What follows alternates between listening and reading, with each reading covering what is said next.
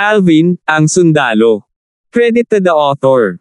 230 hanggang 36. Ang mga pangalan po na nandito ay galing sa mga name generator. Kaya kung meron man pagkakatulad sa mga pangalan ng totoong tao o lugar, ito ay tunay na hindi sinasadya. Sa wakas ay bumalik sa kapayapaan ang Imperial family pagkatapos ng pagkamatay ni Mortal Emperor Chu.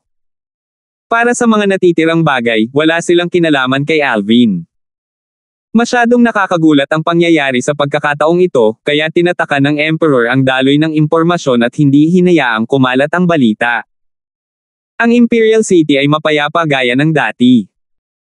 Mula nang bumalik mula sa Imperial Palace noong araw na iyon, ibinalik ni Alvin ang lahat ng 12 embroidered uniform guards, kasama sina Liam at Gover, sa Divine Might Marquis Estate. Matagal nang sinundan ni Liam at Gover si Alvin, at itinuro na ni Alvin sa kanila ang lahat ng maaari niyang ituro sa kanila, kaya maituturing niyang natupad ang pangakong ginawa niya sa Divine Might Marquis noong araw na iyon. Makalipas ang kalahating buwan, muling ipinatawag ng emperador si Alvin. Nang makita ni Alvin ang malaking stack ng mga perang papel sa harap niya, nagningning ang kanyang mga mata. Ang mga perang papel na ito ay nasa 10,000 denominasyon. Isang kabuoang 1,000 bill. 10 milyong ginto. Iniligpit ni Alvin ang lahat ng ginto nang walang kaunting pag-aalinlangan, pagkatapos ay tumingin siya sa Emperor. Salamat, kamahalan. Commander Darfield, narinig ko mula sa Divine Might Marquis na ibinalik mo sa kanya ang lahat ng 12 miyembro ng Embroidered Uniform Guard. Ikaw ay... Nagtataka ang Emperor kay Alvin dahil hindi niya alam kung bakit kikilos si Alvin sa ganoong paraan. Kamahalan, sa totoo lang, nang hilingin ko sa iyo na itatag ang Embroidered Uniform Guard para sa akin noong araw na iyon, ang intensyon ko lang ay magpakasaya. Ngayon ay naging masaya na ako, kaya kamahalan, mangyaring buwagin ang organisasyong ito. Bukod doon, nagpigil pa talaga ako noong ibinigay ko sa iyong kamahalan ang tabletang pangtanggal ng lason sa araw na iyon, at tuwiran kong tatanggalin ang lason sa iyong kamahalan. Habang nagsasalita si Alvin, ipinasa niya ang kompletong grade 9 spirit cleansing pill sa Emperor.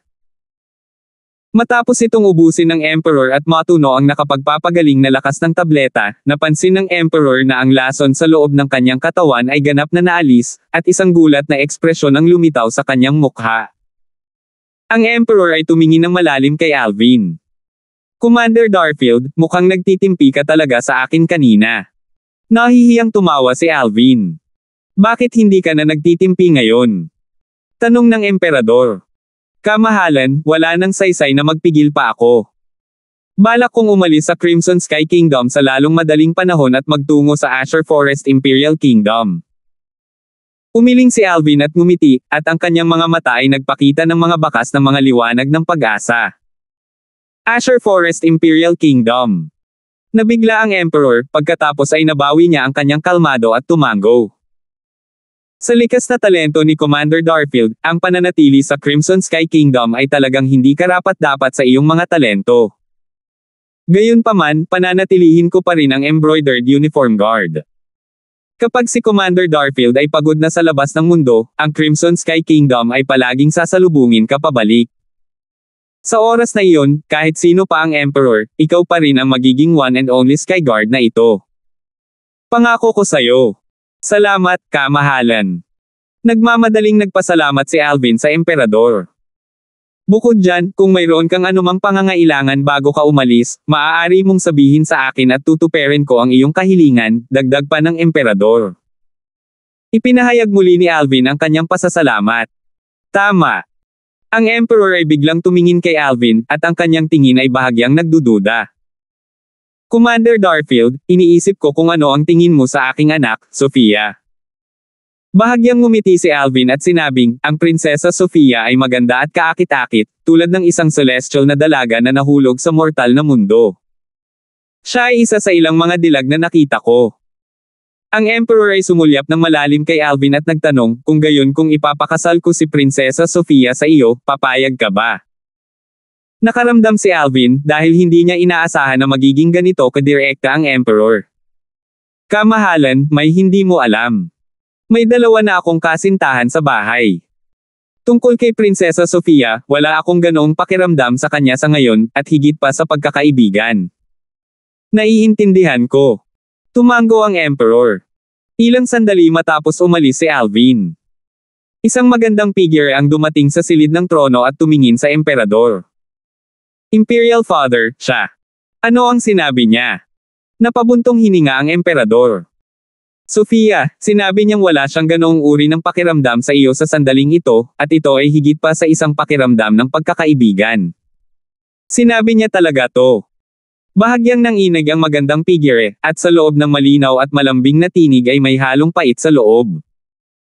Pagkaalis ni Alvin sa palasyo, bumili siya ng 5 Fergana horses.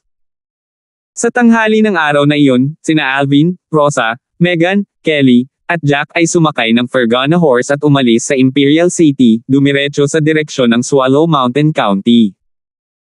Sa pagkakataong ito, sinadya ni Alvin na umalis sa Crimson Sky Kingdom upang magtungo sa Azure Forest Imperial Kingdom at hindi niya alam kung kailan siya makakabalik. Kaya binalak ni Alvin na bumalik upang bisitahin ang Fresh Breeze Town Lysander family, na maaaring ituring na isang pag-uwi. Pagkatapos noon, sasamahan niya si Meghan sa Nag-Allen City Lysander clan para makita ang kanyang lolo. Ang Fergana horses ay gumugol lamang ng 2 buwan sa pagkumpleto ng isang paglalakbay na ang pagsakay sa isang normal na kabayo ay mangangailangan ng kalahating taon upang makumplito. Pagkalipas ng 2 buwan, sumakay ang grupo ni Alvin sa pampublikong kalsada sa labas ng Nag-Allen City ngunit hindi pumasok sa Nag-Allen City at sa halip ay nagpatuloy pasulong patungo sa Fresh Breeze Town. Hindi siya magtatagal sa Fresh Breeze Town. Sa pinakamaraming magdamag siya. Kaya, magiging pareho kung babalik sila sa Nag-Allen City bukas. Ito rin ang unang pagkakataon na bumalik si Meghan sa Fresh Breeze Town kasama si Alvin, at ang puso ni Meghan ay napuno ng kuryosidad at pinanibik sa lugar kung saan lumaki si Alvin. Ang Fresh Breeze Town ay ang parehong Fresh Breeze Town mula noon. Ang 5 grupo ni Alvin ay sumakay sa kanilang mga kabayo patungo sa Fresh Breeze Town, at naakit nila ang mga tingin ng lahat mula sa lahat ng lugar na kanilang madaanan. Pagkatapos ng lahat, ang 5 Fergana horses ay masyadong nakakagulat. Ang 5 Fergana horses ay katumbas ng 50,000 ginto, o 5 milyong pilak.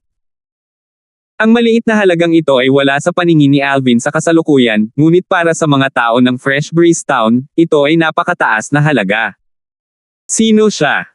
Napuno ng sorpresa ang karamihan ng mga residente ng Fresh Breeze Town. Parang si Alvin yan. Hindi nagtagal, may nakakilala kay Alvin. Kahit na lumipas na ang 3 taon at ang pagiging immaturity sa mukha ni Alvin ay ganap na nawala, ang hitsura ni Alvin ay hindi nagbago ng malaki. Si Alvin talaga. Hindi ko inaasahan na babalik pa siya. Oo. Sa huling pagbabalik niya, nilipol niya ang pamilya Fang. Sa pagkakataong ito, hindi niya iisipin na lipulin ang pamilya Chen at payagan ang Lysander family na monopolyo ang bayan, di ba? Pwede naman. Ang Lysander family ay talagang mapalad na magkaroon ng isang pambihirang disipulo tulad ni Alvin, at napunta pa siya sa Lysander clan ng Nag-Allen City. Sa loob ng ilang panahon, masiglang nag-usap ang karamihan ng mga residente ng Fresh Breeze Town. Gayunpaman, hindi nila iniugnay si Alvin sa Alvan na ang pangalan ay kumalat sa paligid at nagdulot ng maraming talakayan kamakailan. Pagkatapos ng lahat, sa kanilang opinyon, itinuturing na hindi masama na nakapunta si Alvin sa Nag-Allen City. At hindi nila kailanman naisip na ang Alvan mula sa Imperial City ay ang parehong Alvin na nagmula sa Fresh Breeze Town. Napaawang ang sulok ng bibig ni Alvin nang marinig niya ang sinabi ng mga residente ng Fresh Breeze Town. Lilipulin ng pamilya Chen. Siya ba ay isang ganid na tao sa mata ng mga taong ito? Si Kelly at Meghan, na nagudyok sa kanilang mga kabayo na sumakay sa tabi ni Alvin, ay matagal nang tinakpan ang kanilang mga bibig at nagsimulang tumawa ng mahina. Tere, uwi na tayo. Hinimok ni Alvin ang kanyang kabayo pasulong, diretso sa Lysander family estate. Ang mga miyembro ng Lysander family ay lumabas upang batiin siya nang malaman nilang bumalik si Alvin. Mula kay Patriarch Fredrin hanggang sa lahat ng elder na nanatili sa loob ng Lysander family estate, lahat ay dumating. Patriarch, mga matatanda. Binati ni Alvin ang Patriarch at ang mga matatanda. Buti naman bumalik ka, pasok ka na. Tinanggap ni Fredrin at ng iba pang matatanda si Alvin. Kasabay ng pagbabalik ni Alvin, ang buong Lysander family estate ay pinalamutian ng mga parol at dekorasyon. Para bang bagong taon. Ikalimang elder, nasaan si Dan? Pagkaraan ng ilang sandali, hindi pa rin nakikita ni Alvin ang Little Fatty, at naramdaman niya na medyo kakaiba ito. Sa lohikal na pagsasalita, ang Little Fatty na iyon ay dapat na tumakbo sa unang posibleng sandali kapag nalaman niyang bumalik siya. Nakangiting sabi ng 5th Elder Thomas, nagpunta si Dan sa Nag-Allen City Lysander clan 2 taon na ang nakararaan. Ano? Hindi kayo nanggaling doon? Umiling si Alvin at ngumiti. Hindi. Bumalik kami mula sa Imperial City at diretsong bumalik sa Fresh Breeze Town. Plano naming pumunta sa Nag-Allen City bukas. Aalis ka bukas? Bahagyang nagulat si Thomas. Oo. Tumango si Alvin at bahagyang ngumiti. Ngayong binanggit mo ito, bumalik ako sa pagkakataong ito para magpaalam sa Patriarch at sa lahat ng matatanda. Say your farewells. Sa ilang sandali, ang mga nakatataas sa Lysander family ay bahagyang nataranta. Balak kong umalis sa Crimson Sky Kingdom at magtungo sa Azure Forest Imperial Kingdom, paliwanag ni Alvin. Azure Forest Imperial Kingdom. Ang sinabi ni Alvin ay naging sanhi ng pagkagulat ng Patriarch at ng grupo ng mga matatanda. Ang batang ito na nagsimulang ipakita ang kanyang likas na talento 3 taon na ang nakakaraan ay aalis na ngayon sa Crimson Sky Kingdom at tumungo sa malawak na entablado na tinatawag na Azure Forest Imperial Kingdom. Alvin, ang iyong kasalukuyang antas ng pagtatanim. Tumingin si Fredrin kay Alvin at nagtanong, bahagyang nag-aalangan. Bahagyang ngumiti si Alvin at dahan-daang sinabi, 3 antas ng Origin Core Stage. Agad, ang mga nakatataas na naruroon ng Lysander family ay natulala, at nakabawi lang sila sa kanilang pagkagulat pagkatapos ng mahabang panahon. Ay! Hindi alam ni Fredrin kung ano ang sasabihin, pagkatapos ay sumulyap siya kay Alvin. Alvin, ikaw rin ang Alvin na ang pangalan ay kumalat at nagbunga ng maraming talakayan sa loob ng Crimson Sky Kingdom. Oo. Tumango si Alvin. Ang isang itinapon na bato ay nagpapataas ng 1,000 ripple. Ang sinabi ni Alvin ay nagdulot ng malaking reaksyon sa loob ng mga nakatataas sa pamilyang Lysander, na naging dahilan upang sila ay muling natigilan. Ang direktang supling disipulo ng Darfield clan. Ang numero 1 henyo sa loob ng nakababatang henerasyon ng Crimson Sky Kingdom. Ang komandante ng nakaberde na uniform guard. Ang mga kabataan talaga ang umalis sa kanilang Fresh Breeze Town. Lahat sila ay nasa sabik sa kanilang mga puso. Sa madaling salita, ang iyong ama ay si Raymond na iyon. Napabuntong hininga si Fredrin. Hindi nakakagulat na hindi ko pa naririnig ang iyong ina na banggitin ang iyong ama. Kaya ang iyong ama ay ang walang kapantay na henyo na dating sikat sa buong Crimson Sky Kingdom gaya mo ngayon.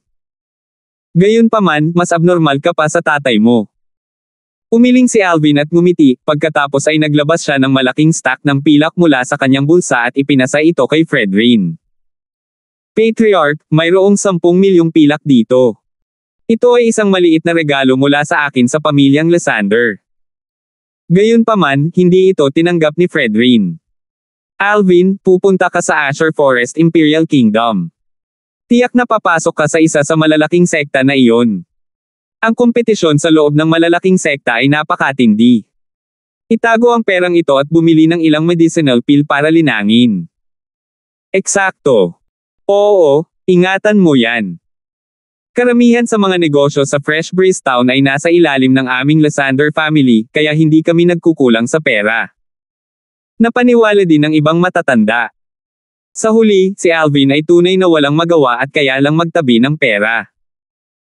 Nararamdaman niya na ang grupo ng mga tao sa harap niya ay talagang iniisip ang kanyang kapakanan, at ang isang bakas ng init ay hindi maiwasang lumitaw sa kanyang puso. Nang gabing iyon, nanatili pa rin si Alvin sa loob ng sarili niyang patio. Mayroon lamang 3 silid sa loob ng patio. Nanatili ang kanyang ina sa loob ng kanyang sariling silid, at isinama ni Alvin sina Kelly at Megan upang manatili sa silid ni Kelly. Para naman kay Jack, nanatili siya sa lumang silid ni Alvin. 231.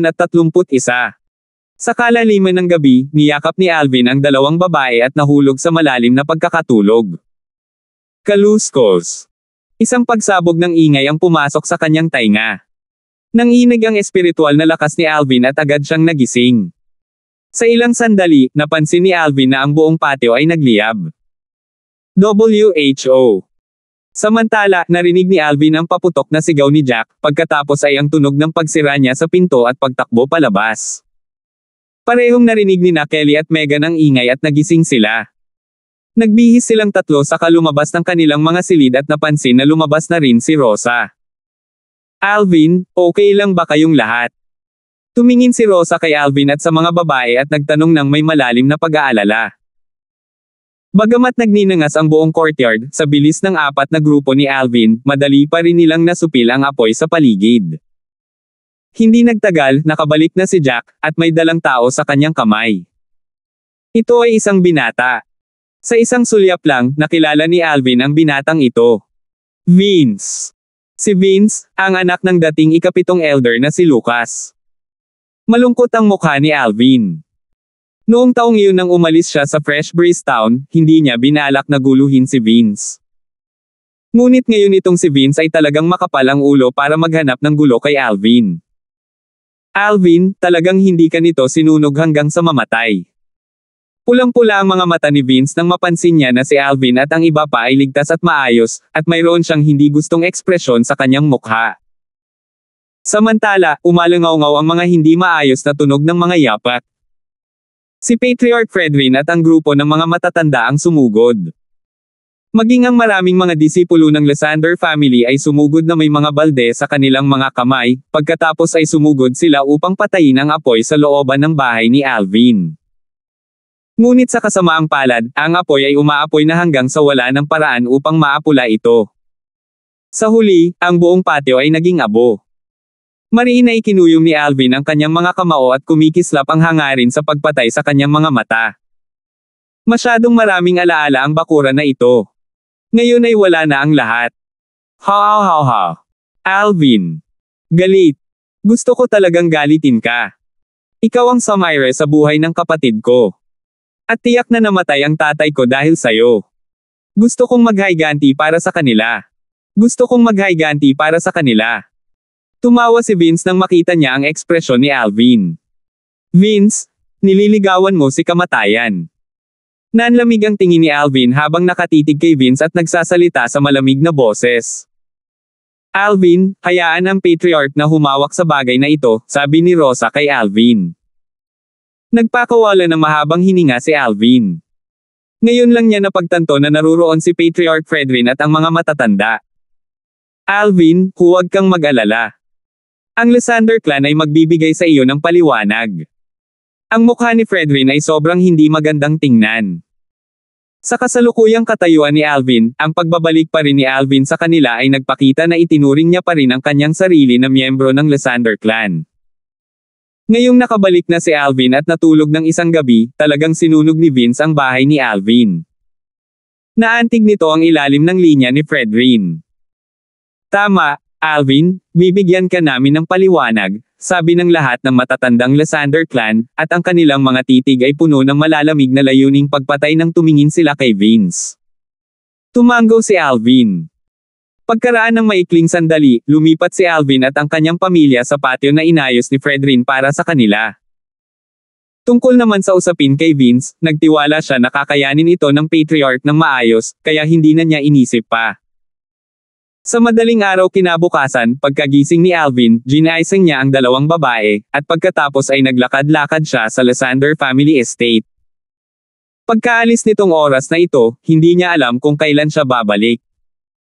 Narinig ko na si Vince ay hinatulan ng kamatayan ng patriarch. Karapat-dapat siya dahil dumiretso siya sa isang barrage of spears. Eksakto. Si Alvin ang ipinagmamalaki ng ating Lysander family, ngunit ang Vince na iyon ay talagang nangahas na guluhin siya. Iyan ay simpleng panliligaw ng kamatayan. Bahagyang nagulat si Alvin nang marinig niya ang talakayan ng mga disipulo ng Lysander family, dahil hindi niya inaasahan na ang patriarch at ang mga elder ay magbibigay sa kanya ng ganoong direktang paliwanag. Pagkatapos nilang mag-almusal, nagpaalam si Alvin sa mga nakatataas na Lysander family. Personal na pinaalis ni Patriarch Fredrin at ng mga elder ang grupo ni Alvin palabas ng Fresh Breeze Town. Matapos makitang umalis si Alvin, tumalikod sila at bumalik. Naglalakbay sa pamamagitan ng Fergana Horse, dumating ang grupo ni Alvin sa Nag-Allen City sa loob ng 2 oras. Matagal na silang hindi nakakapunta sa bahay ni Megan nang makita ni Alvin si Patriarch Aurelio na may kasamang grupo ng mga matatanda habang papalapit siya. Alvin. Nakita muli ni Aurelio si Alvin at may mukha na puno ng ngiti. Sa parehong oras na siya ay nabigla, siya ay nasiyahan din sa mga tagumpay na natamo ni Alvin. Pagkatapos ng lahat, si Alvin ay mula sa kanilang Lysander clan. Nang malaman nila na ang kanilang Lysander clan ay may figure tulad ni Alvin, ang iba pang mahusay na angkan mula sa mga kalapit na lungsod ay sadyang nakipagkaibigan sa Lysander clan. At ang Lysander clan ay nakakuha din ng maraming benepisyo mula dito. Kung tungkol kay Aurelio, lahat ng ito ay kontribusyon ni Alvin. Patriarch. Ngumiti si Alvin kay Aurelio, pagkatapos ay binati niya ang iba pang matatanda, kahit na hindi siya masyadong pamilyar sa kanila. Scoundrel, may nangyari kay Lolo. Sa sandaling ito, ang nag-aalalang boses ni Megan na may bahid ng paghikbi ay narinig. Anong nangyari? Bahagyang nakatutok ang mukha ni Alvin habang nakatingin kay Megan. Ipinasa ni Megan ang sulat sa kanyang kamay kay Alvin. Binuksan ito ni Alvin at binasa. Megan, kung nakita mo itong liham na iniwan ni Lolo para sa iyo pagbalik mo, dapat patay na si Lolo. Sa totoo lang, matagal ko nang gustong tumulong para sa aking guro. Ngunit dahil sa iyong pag-iral, si Lolo ay palaging hindi nakakagawa ng desisyong ito. Ngayon ay mayroon kang Alvin na mag-aalaga sa iyo, kaya't matahimik si Lolo. Gusto kong pumunta sa isang lugar at hanapin ang taong minsang nagkaroon ng pastahan sa buhay sa pamamagitan ng pagpino ng sandata sa aking guro at naging sanhi ng pagkamatay ng aking guro sa kalunos-lunos na buhay.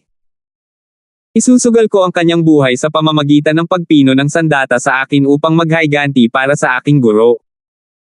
Ito lang ang magagawa ko para sa aking guro. Sa taong iyon, kung hindi dahil sa pagligtas sa akin ng aking guro, matagal na akong namatay. Kung nakita mo ang liham na ito, huwag kang malungkot, namatay si Lolo para sa isang bagay, at ito ay katumbas ng halaga. Nang matapos, ang ekspresyon ni Alvin ay walang kapantay na madilim. Naramdaman ni Aurelio na may nangyari rin, at nagtanong siya, ano ang nangyari? Huminga ng malalim si Alvin, pagkatapos ay ipinasa niya ang sulat kay Aurelio. Pagkatapos niyang magbasa, naging malungkot ang mukha ni Aurelio. Umalis si Elder Delphine 1 taon na ang nakararaan. Noong mga oras na iyon, sinabi lang niya na malayo ang kanyang paglalakbay. Hindi ko akalain na 1 taon na ang nakalipas. Malungkot ang mukha ni Alvin, at tumingin siya kay Megan na may nag-aalalang tingin. Bastos. Lumuhad si Megan sa yakap ni Alvin at nagsimulang umiyak. Bahagyang tinapik ni Alvin ang likod ni Megan, at nanlamig ang kanyang mga mata habang nakatingin kay Aurelio. Patriarch, alam mo ba kung saan nagpunta si Elder Delphine? Umiling si Aurelio. Hindi ko alam. Hindi ko alam na may guro si Elder Delphine. Gayunpaman, ang pagtaya ng kanilang buhay sa pamamagitan ng pagpipino ng armas ay isang palatandaan. Kung tutuusin, hindi naman madalas nangyayari ang ganitong bagay. Hanggat nagtatagal tayo, dapat nating malaman. Magpapadala ako ng mga tao para mag-imbestiga ngayon. Salamat, Patriarch. Nagpapasalamat na tumango si Alvin. Dinala ni Aurelio ang grupo ng mga matatanda ng Lysander clan para magmadali. Maraming order ang isa-isang ipinasa. Itinuring ng Lysander clan ang bagay na ito bilang napakahalaga. Sa mata ng mga nakatataas na Lysander clan, kahit na si Alvin ay isang disipulo lamang na may ibang apelyido, siya ang ipinagmamalaki ng Lysander clan. Kasabay ng katayuan ni Alvin sa loob ng Crimson Sky Kingdom, kahit na gusto lang nila siyang paboran, gagawin pa rin nila ang lahat para tulungan siya. Little Megan? Huwag kang mag-alala, baka nanalo si Lolo, pag-aliw ni Alvin kay Megan. Umiiyak si Megan habang sinasabi, 1 taon nang wala si Lolo. Kung nanalo siya, matagal na siyang nakabalik. Siguro natuwa si Lolo pagkapanalo, kaya naglibot-libot. Bago natin makumpirma ang nangyari, huminahon ka, ha? Sa ilalim ng pang-aaliw ni Alvin, sa wakas ay lumuwag ang ekspresyon ni Megan. Scoundrel, kung natalo si Lolo, dapat tulungan mo akong maghayganti para kay Lolo. Naningkit ang magagandang mata ni Megan at kumikislap sa loob ang layunin ng pagpatay. Huwag kang mag-alala. Ang mga mata ni Alvin ay kumikislap na may bakas ng layuning pumatay, at siya ay marahas na tumango. Ang lolo ni Megan ay lolo rin niya. Dinala ni Alvin si Megan pabalik sa kanyang sariling patio, at nang marinig ni na Rosa at Kelly ang usapin tungkol sa lolo ni Megan, sinimulan din nilang aliwin si Megan. May sinabi si Alvin sa tatlong babae, pagkatapos ay umalis siya sa Lysander Clan Estate kasama si Jack. Direkta siyang nagtungo sa trade market at pumunta sa tindahan ng gamot upang makita si Robert, ang taong namamahala sa Ghastly Shadow sa Nag-Allen City. Anak, nakabalik ka na sa wakas. Bahagyang nagulat din si Robert nang makita niya si Alvin. Gayunpaman, mabilis niyang napansin na ang ekspresyon ni Alvin ay sobrang hindi magandang tingnan. Ano? Sa iyong kasalukuyang katayuan, ano ang makakapagod sa iyo? Sa kasalukuyan, si Alvin ay maaaring ituring na isang sikat sa loob ng domain ng Crimson Sky Kingdom. Robert, naparito ako para hanapin ka sa pagkakataong ito dahil may kailangan ako sa iyong tulong. Binanggit ni Alvin ang dahilan ng kanyang pagdating. Magsalita ka. Tumango si Robert.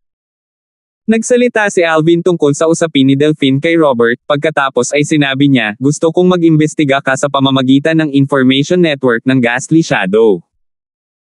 Alamin kong nagkaroon ng insidente ng pagtaya ng buhay sa pamamagitan ng pagpipino ng mga armas saan man sa nakaraang taon.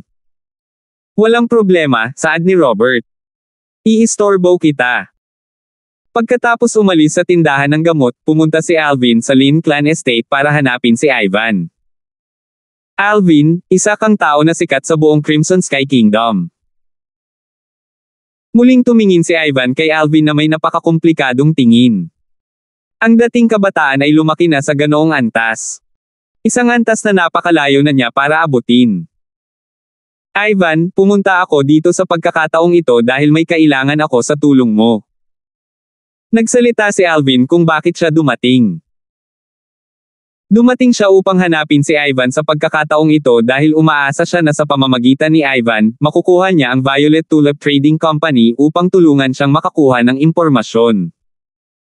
Matapos marinig ang pagkakasunod-sunod ng mga pangyayari, seryoso ang ekspresyon ni Ivan. Ito ay natural na hindi isang problema. Hahanapin ko ang taong namamahala sa Violet Tulip Trading Company sa Nag-Allen City ngayon.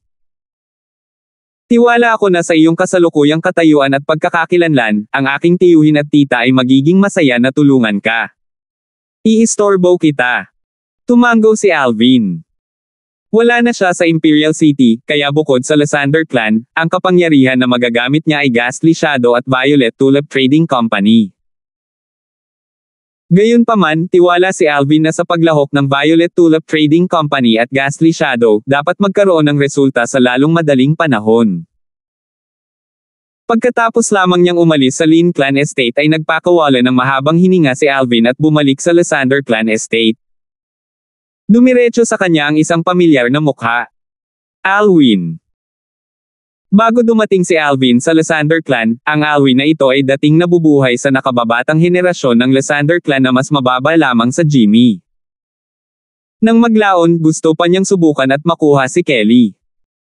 Gayunpaman, pagkatapos na ihayag ni Alvin ang kanyang kakilakilabot na lakas, si Alwyn ay biglang naglaho. 232.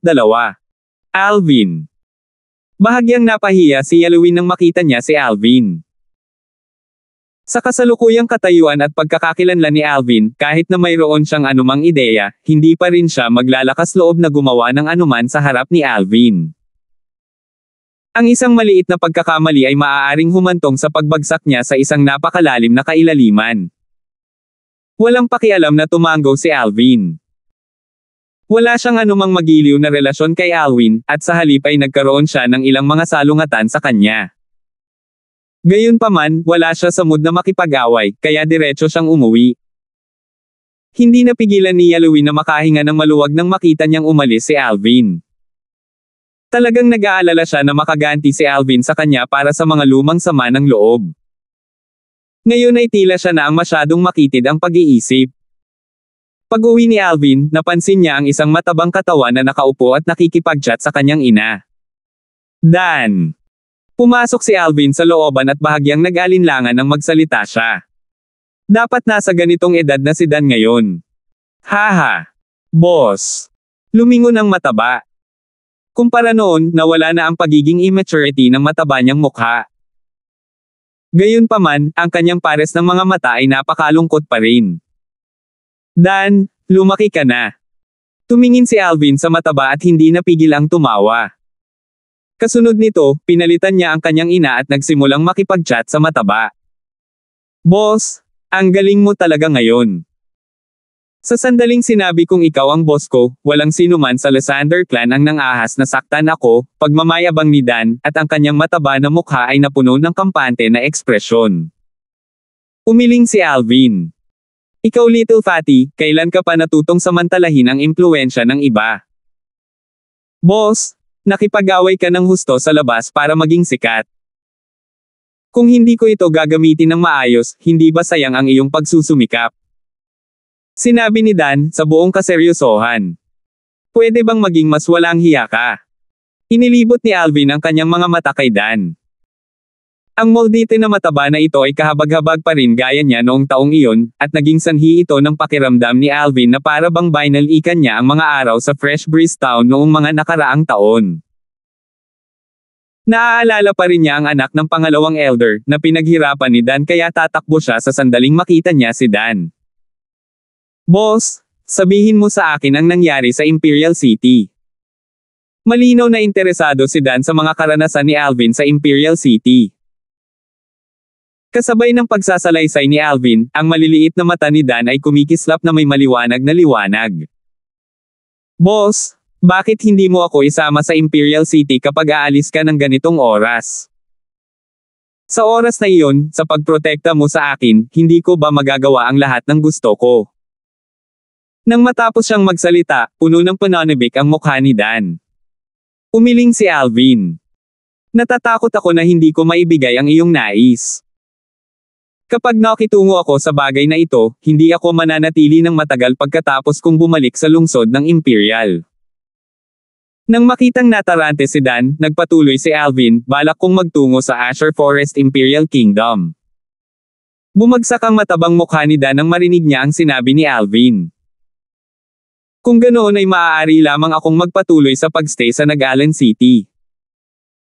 Sa mga sumunod na araw, nanatili si Alvin sa Lysander clan habang naghihintay ng balita. Sa wakas, pagkatapos ng isang buwan, nagbalik si Ivan ng magandang balita. Alvin, nahanap ko na. Hingal na hingal si Ivan nang dumating siya, dahil halatang tumakbo siya diretso pagkatapos niyang makuha ang impormasyon. Nahanap mo na. Nagningning ang mga mata ni Alvin.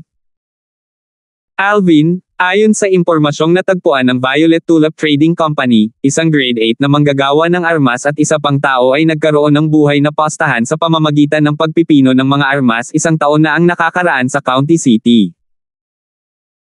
Sa huli, ang kalidad ng spirit weapon na ginawa ng grade 8 weapons craftsman ay nalampasan ang sa ibang tao, at sa gayon ang taong iyon ay nawala ng buhay dahil dito. Tinapos ni Ivan ang pagsasabi ng isang hininga. Sa oras na iyon, ang insidenteng ito ay nagdulot ng maraming talakayan sa loob ng County City, kaya kahit ang aking tiyahin ay alam ito. Nang malaman niya na iniimbestigahan mo ang bagay na ito, nagpadala siya ng isang tao sa isang Fergana horse sa unang posibleng sandali upang ipaalam sa akin. Alam mo ba ang background ng weapons craftsman? Lumubog ang mukha ni Alvin, at isang bakas ng malamig na liwanag ang sumilay sa kanyang mga mata habang nagtatanong. Mukhang miyembro ito ng Brooks clan ng County City, patuloy ni Ivan. Angkan ng Brooks. Lumiwanag ang tingin ni Alvin, pagkatapos ay ngumiti siya ng pasasalamat kay Ivan. Ivan, salamat. Huwag banggitin ito. Kaibigan kami, pagkatapos ng lahat. Umiling si Ivan at pagkatapos ay nagsabi, Alvin, sinabi ng tita ko na kung kailangan mo ng anumang tulong, maaari mo siyang hanapin pagkatapos mong makarating sa lungsod ng county. Huwag kang mag-alala. Kung talagang kailangan ko ito, hindi ako magalang. Tumango si Alvin. Pagkaalis ni Ivan, lumabas si Megan sa kanyang silid at bahagyang nabalisa. Scoundrel, may balita na ba? Oo, may balita. Ngunit hindi ito kumpirmadong lolo mo, kaya balak kong pumunta sa lungsod ng county at personal kung kumpirmahin ito. Tumango si Alvin, at nang matapos siyang magsalita, bahagyang nanlamig ang kanyang tingin. Kung ang lolo mo talaga, tiyak na mamamatay ang grade 8 craftsman ng Brooks clan na iyon. Susundan kita, sabi ni Megan. Hindi tumanggi si Alvin, dahil alam niyang hindi niya ito maaaring tanggihan, at wala rin siyang dahilan. Ang taong higit na nag-aalala tungkol sa bagay na ito ngayon ay si Megan ng walang pag-aalinlangan. Okay, sasabihin ko kay Kelly at sa nanay ko. Aalis tayo saglit kasama si Jack, sabi ni Alvin. 3 Fergana horses ang nag-transform sa isang bulk zone ng hangin na lumipad palabas ng Nag-Allen City. Gamit ang Fergana horse bilang kanilang paraan ng transportasyon, ang grupo ni Alvin ng 3 ay gumugol lamang ng 7 araw upang sumugod sa lungsod ng county ng Swallow Mountain County. Ang county city ay mas malaki kaysa sa Nag-Allen City ngunit mas mababa sa Imperial City. Nakapila ang mga karwahe na parang mahahabang dragon at pumasok na parang walang tigil na bate sa lungsod ng county. Nakahanap si Alvin ng isang inn at doon muna silang 3 tumira, pagkatapos ay nakakita sila ng malapit na restaurant para kumain. Hindi nagsuot ng belo si Megan, kaya nakakaakit siya ng maraming nagbabagang tingin saan man siya dumaan. Gayunpaman, kahit na ang mga taong ito ay naiinggit, hindi sila nang ahas na kumilos ng padalos-dalos. Ito ay dahil nauunawaan nila na ang binata na nakasuot ng violet na lumakad kasama ang babae ay may kakaibang tindig at halatang hindi ordinaryong tao. Bukod pa riyan, ang nasa katanghaliang gulang na lalaki na nakasunod sa likuran ay tila hindi simple sa isang sulyap lamang. Nang hindi nagtagal, dumating ang isang attendant sa harap ng mesa ni Alvin at magalang na nagtanong, "Customer, ano ang dala mo?" Sampal. Itinaas ni Alvin ang kanyang kamay at binasag ang isang silver ingot. "I want to ask you for information about something. If you provide me with what I need, this is yours." Nagliwanag ang mga mata ng attendant nang marinig niya ang sinabi ni Alvin. "Napakaraming pilak ang makukuha ko sa pagsasalita lang. Itong silver ingot lang ang katumbas ng sweldo niya sa loob ng 1 buwan. Customer, ano ang gusto mong malaman?" Ask away. Napangiti ang attendant sa paraang nambobola. Tumingin si Alvin sa attendant at nagtanong, "Wala na akong interes sa ibang bagay, gusto ko lang itanong sa iyo. 1 taon na ang nakalipas, mayroon bang grade 8 na manggagawa ng armas ng Brooks clan na nakipag-away sa isa pang grade 8 na manggagawa ng armas mula sa labas ng county city? Kahit na sa lawak na sila ay nakipagkompetensya para sa supremacy sa pamamagitan ng pagpipino ng armas at nagsagawa ng life wager. Customer, iniisip ko kung ano ang gusto mong itanong, kaya ito. Alam ko ito." Agad na napangiti ang attendant nang marinig ang tanong ni Alvin. "Ang grade 8 weapons craftsman ng Brooks clan na sinasabi mo ay ang Brooks clan second elder. Ngayon na binanggit ko ito, itong Brooks clan second elder ay isang sikat na grade 8 weapons craftsman sa ating Swallow Mountain County City. Nagagawa pa niyang pinuhin ang isang grade 8 na spirit weapon na may kakayahang magbigay ng 19%. 19%. That's top quality amongst grade 8 spirit weapons. Di umano, nagkaroon siya ng life wager sa pamamagitan ng weapons refinement sa isa pang grade 8 weapons craftsman maraming taon na ang nakakaraan. Noon, nakakapagpino lang siya ng grade 8 spirit weapon na makakapagbigay ng 18% amplification, ngunit natalo pa rin niya ang iba pang weapons craftsman. Di umano, ang sobrang kumpiyansa na grade 8 weapons craftsman na iyon mula noong 1 taon ay ang mismong disipulo ng grade 8 na manggagawa ng armas na iyon mula sa maraming taon na ang nakakaraan. Ang dalawang master at alagad na ito ay namatay sa kamay ng parehong tao. Maaari silang ituring na kasawian din. Nang matapos siyang magsalita, hindi napigilan ng attendant na mapabuntong hininga. Bahagyang namula ang magagandang mata ni Megan nang marinig ang sinabi ng attendant.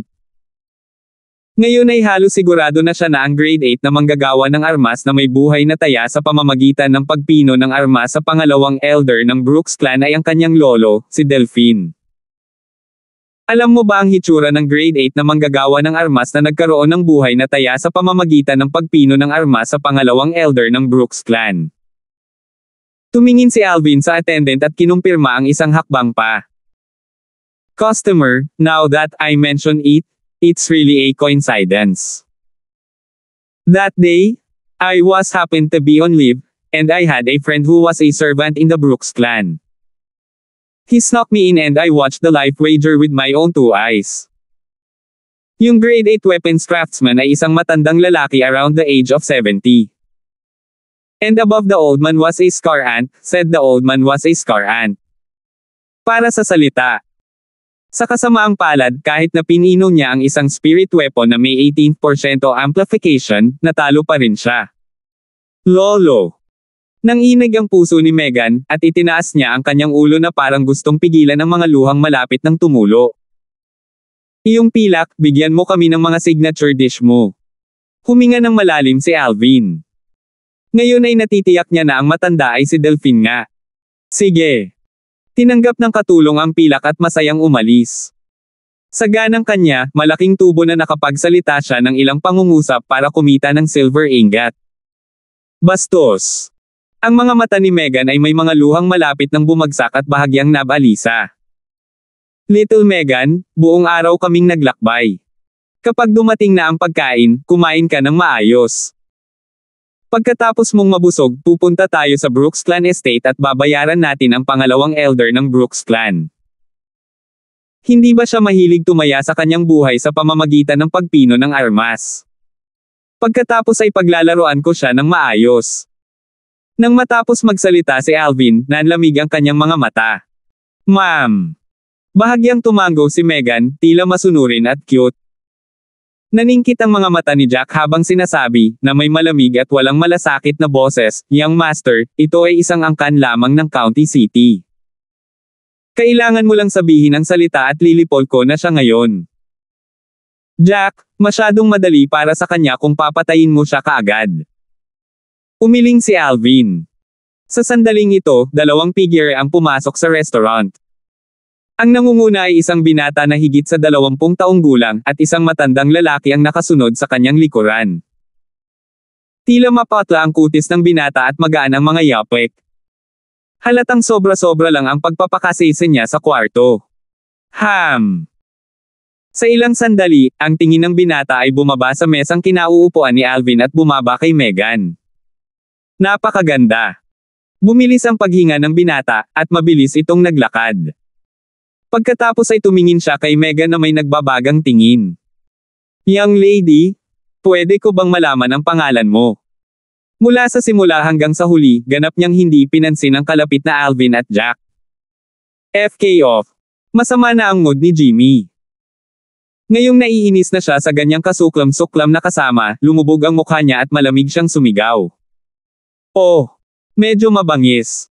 Gusto ng young master na ito.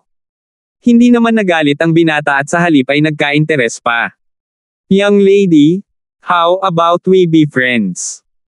Hindi mo ba narinig na tinanong kanya na mag-FK off? Lumubog ang mukha ni Alvin, at sa lahat ng oras na ito ay hindi pa niya nasusulyapan ang binata. Ngayon lang napansin ng binata si Alvin, at agad siyang napangiti. Anak, kilala mo ba kung sino ang kausap mo? Hindi mo man lang ba nalaman kung ako, si Zane, ang ikatlong young master ng Brooks Clan, ay isang taong masasaktan mo? 233. Ang ikatlong young master ng Brooks Clan. Nanliit ang mga mata ni Alvin nang marinig niya ang sinabi ng binata. Miyembro ka ng Brooks Clan. Eksakto. Ang ama ng young master na ito ay ang pangalawang master ng Brooks Clan, at ang patriarch ng Brooks Clan ay ang aking tiyuhin. Paano ito, bata? Takot. Kung natatakot ka, bilasan mo at umalis ka. Itinaas ni Zayn ang kanyang baba at tumingin kay Alvin na may mapagkunwari na tingin at mukha na puno ng pagmamataas at kasiyahan. Hindi niya napansin, gayunpaman, na isang malabong ngiti ang lumitaw sa mga sulok ng bibig ni Alvin. Ito ay ang ngiti ng kagalakan na gagawin ng isang mangangaso na natagpuan niya ang kanyang biktima. Bibigyan kita ng isa pang pagkakataon, FK off. Bahagyang nanlamig ang mga mata ni Alvin, at itinuro niya ang mga ito ng diretso kay Zayn habang nagsasalita siya sa tono na may dagdag na panunupil. Alam mo ang pagkakakilanlan ng Young Master na ito at naglakas loob ka pa ring hilingin sa Young Master na ito na mag-FK off. Natigilan si Zayn, pagkatapos ay nagpakita siya ng mabangis na ekspresyon at iniunat ang kanyang kamay, direktang humawak kay Alvin. Dahil hindi ka nagbibiro, hayaan mong tulungan ka ng Young Master na ito. Nang kumilos si Zayn, 10 sinaunang mammoth silhouette ang lumitaw sa itaas niya. Ikapitong antas ng core formation stage. Sobrang pagpapahalaga mo sa sarili mo. Ngumisi si Alvin, pagkatapos ay bigla niyang ibinaba ang kanyang braso. Ginamit lang niya ang lakas ng 12 sinaunang mammoth para madaling harangin ang pag-atake ni Zayn at ihampis siya sa lupa. Bumagsak sa lupa ang katawan ni Zayn na mahina dahil sa labis na paglabas ng pagnanasa, at nagpalabas siya ng matinis, malungkot, at miserableng sigaw. Tumingin si Zayn sa matandang nakasunod sa kanyang likuran, pagkatapos ay nagpakita ang kanyang mukha ng mabangis na ekspresyon habang siya ay napaungol, Theo Briggs, gusto ko siyang patayin. Tumingin ang matandang lalaki kay Alvin at nanlamig ang kanyang mga mata, pagkatapos ay naglakad siya palabas ng malapad. Binata, may ilang mga tao na hindi mo kayang masaktan. Kapag nagawa mo silang masaktan, kailangan mong bayaran ang halaga. Sa sandaling matapos siyang magsalita, iniunat ng matanda ang kanyang kamay upang bumaba kay Alvin, nagnanais na kunin si Alvin mula sa kanyang upuan. Sa itaas ng matanda, 100 sinaunang mammoth silhouettes condensed sa form. Siya ay isang ikapitong antas ng origin core martial artist. Napangisi ang mga sulok ng bibig ni Alvin. Hindi niya pinansin ang matanda. Sa halip, tumingin siya sa katulong na nakatayo sa malayo. Hoy! Bakit hindi pa dumarating ang pagkain natin? Bilisan mo, may mga dapat pa tayong asikasuhin pagkatapos nating kumain. Walang imik ang mga nakapaligid na customer sa restaurant. Itong naka-violet na binata ay talagang hindi na pinansin ang matanda. Sa sandaling iyon ay naisip nila na si Alvin ay hindi mapalad. Si Jack, na nakatayo sa likod ni Alvin, ay lumapit sa matandang lalaki, pagkatapos ay casual niyang itinampal ang kanyang palad upang bagsakan ang katawan ng matanda, pinasabog ang matandang lalaki na papalapit sa buong galit. Mabangis na nabangga ang matanda sa pader at sa kanahimatay. Sa itaas ng Jack, ang mga sinaunang mammoth na silhouette ay kumikislap bago agad na naglaho, at walang malinaw na nakakita kung gaano karami ang mayroon. Napakapangit. Ang nasa katanghaliang gulang na lalaking ito ay kahit papaano ay may buhay sa ika-9 na antas ng origin core stage. Hindi katakataka na ang binata na nakadamit ng violet ay napaka-composed. Kaya lumabas na mayroon siyang ganoong powerhouse sa kanyang tabi, isang powerhouse na maaaring magpasabog ng isang 7th level origin core martial artist sa isang solong strike. Ang ganoong kakayahan ay isang bagay na kahit isang ika-8 antas ng origin core martial artist ay hindi kayang gawin. Siya ay tiyak na isang pag-iral sa ika-9 na antas ng origin core stage. Hindi napigilan ng mga nakapaligid na customer na mapasigaw sa gulat. Customer, nandito na ang pagkain mo. Samantala, inilagay ng attendant ang umuusok na mainit na pinggan sa mesa ni Alvin. Bahagyang nanginginig sa takot ang katulong dahil hindi niya akalain na ang mapagbigay na binata na ito ay talagang nakakatakot. Kahit na nangangahas na bash ang third young master ng Brooks clan.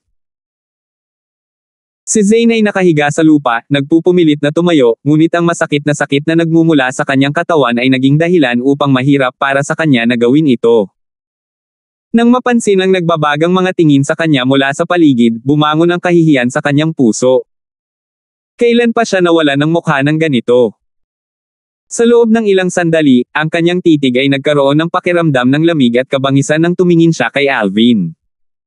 Anak, patay ka. Nakahiga habang nagbabanta ang bibig mo, hindi ka ba napapagod?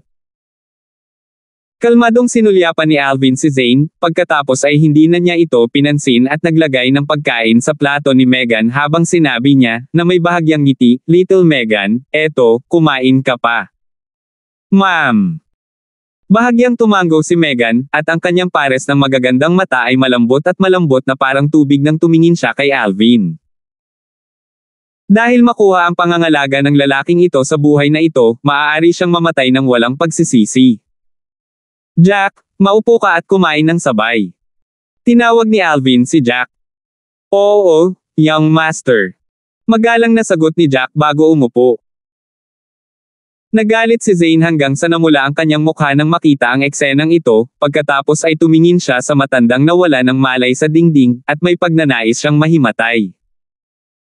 Kung sino man ang pumunta sa Brooks Clan at tumulong sa young master na ito na ipaalam sa clan, itong 1,000 silver ay sa iyo. Kinagat ni Zane ang kanyang mga ngipin at naglabas ng 1,000 silver mula sa kanyang bulsa, pagkatapos ay tumingin siya sa karamihan ng mga customer sa restaurant. Maraming mga customer ang nag-aapoy ng mga tingin nang marinig nila ang kanyang sinabi, ngunit sinulyapan nila si Alvin at iniwan ang anumang pag-iisip na tulungan si Zane. Anong biro? Ang binatilyong ito na nakadamit ng violet ay may pag-iral na maaaring nasa ika-9 na antas ng Origin Core Stage sa tabi niya. Kung tutulungan nila si Zane at gagawing malungkot ang binata na nakasuot ng violet, tiyak na malalagay sila sa matinding problema. Kaya, kahit na pinagnanasaan nila ang 1,000 pilak sa kamay ni Zane, hindi sila nang ahas na gumawa ng anumang hakbang. Bagamat maganda ang pera, hindi ito mahalaga bilang buhay ng isang tao. Kayong lahat ay isang grupo ng mga POIES. Malungkot ang mukha ni Zane, at maging ang kanyang paghinga ay nagmamadali. Kung gumawa ka ng isa pang tunog, iyon ang mangyayari sa iyo. Malamig na winalis ni Alvin si Zane gamit ang kanyang tingin, pagkatapos ay iniabot niya ang kanyang kamay upang ituro ang matandang lalaki na nahimatay sa dingding. Agad na natikom ni Zane ang kanyang bibig nang marinig niya ang sinabi ni Alvin, ngunit ang kanyang mga mata ay tumutulo pa rin ang matinding puot habang iniisip niya kung paano siya maghihiganti kay Alvin sa sandaling bumalik siya sa Brooks Clan. Bagamat walang nang ahas na kunin ang pera ni Zane, ang ilan sa mga customer ay umalis sa restaurant pagkatapos nilang kumain, kaya kumalat pa rin ang bagay tungkol sa pagkagat ni Zane ng higit pa sa kanyang ngumunguya. Katatapos lang kumain ni Alvin at aalis na sana nang makarinig siya ng mga nagmamadaling yabag na umaalingaw-ngaw mula sa labas ng restaurant, at 4 na tao ang dumating sa isang nagbabantang paraan. Tumaas ang kilay ni Alvin at sinulyapan niya si Zane. "Jack, kunin mo siya." "Oo, young master." Iniabot ni Jack ang kanyang kamay at binuhat si Zane nang marinig niya ang sinabi ni Alvin. "Ikaw. Ano ang gusto mong gawin?" Si Zane ay natakot hanggang sa namutla ang kanyang mukha nang buhatin siya ni Jack, dahil naranasan niya ang lakas ng nasa katanghaliang gulang na lalaking ito na tila nasa ika-9 na antas ng Origin Core Stage kanina. Kung gusto siyang patayin ng nasa katanghaliang gulang na ito ay kasing simple ng pagpatay ng langgam. Samantala, mas naging malinaw ang mga yabag, at 4 na nasa katanghaliang gulang na lalaki ang sumugod sa restaurant. Nakasuot ng asul na damit ang nasa katanghaliang gulang na lalaki, at ang kanyang mukha ay natatakpan ng patong ng nakamamatay na galit. Si Zane ay tila nakita niya ang kanyang tagapagligtas nang makita niya ang asul na damit na nasa katanghaliang gulang na lalaki, at siya ay nagmamadaling sumigaw, "Ama, iligtas mo ako." Huminga ng malalim ang lalaking nasa katanghaliang gulang na nakasuot ng asul, pagkatapos ay dumaan ang kanyang tingin sa matandang nawala ng malay sa dingding at kumislap ang kanyang mga mata na may bakas ng takot. Sunod niyang tiningnan si Alvin. "Little brother, ako ang pangalawang master ng Brooks Clan, Rex. Kung nasaktan ka ng anak ko, sana mapatawad mo siya." Siya ay ganap na malinaw sa lakas ng matanda na sinusundan ng tagiliran ng kanyang anak, kaya madali niyang naisip ang lakas ng nasa katanghaliang lalaki sa panig ni Alvin mula lamang sa nasa katanghaliang lalaki na nagawang patumbahin ang matanda. Ika-9 na antas ng Origin Core Stage. Kahit sa loob ng kanilang Brooks Clan, ang mga buhay na tulad niya ay binilang. Siyempre, hindi siya natatakot sa isang 9th level Origin Core martial artist, dahil isa rin siyang 9th level Origin Core martial artist. Ang iba pang 3 tao na sumunod sa kanya ay pawang mga nabubuhay sa ika-8 antas din ng Origin Core stage. Kung lalabasan man sila, sigurado siyang mapapatay niya ang nasa katanghaliang gulang na lalaki. Gayunpaman, ang talagang kinatatakutan niya ngayon ay itong binata na nakasuot ng violet. Sa pagkakaalam niya, hindi simple ang pagkakakilanlan ng binata na nakasuot ng violet, dahil nagawa niyang magkaroon ng 9th level Origin Core martial artist bilang subordinate. Kaya naman, kahit galit na galit, pinili niyang magtiis sa huli at piniling sumuko. Pare, anong ginagawa mo? I want him dead. I want him dead. Malungkot ang mukha ni Zane nang marinig niya ang sinabi ni Rex, at siya ay may mabangis na anyo habang siya ay umuungol. Bastos. Lumubog ang mukha ni Rex, at humakbang siya pasulong, gustong sampelan si Zane.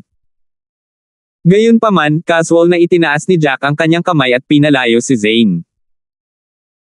Sumimangot si Rex, ngunit ang kanyang anak ay nasa kamay ng nasa katanghaliang gulang na lalaki, kaya hindi siya naglakas loob na magalit, at tumingin siya sa malapit na Alvin. Kuya, pagkatapos kong ibalik ang aking anak sa angkan, tiyak na tuturuan ko siya ng magandang aral. Ngayon, sana ay mapalaya ni little brother ang aking anak. Tamad na sumulyap si Alvin kay Rex at walang pakialam na sinabi, narinig ko na ang pangalawang elder ng iyong Brooks clan ay isang grade 8 na manggagawa ng armas. Oo. Tumango si Rex.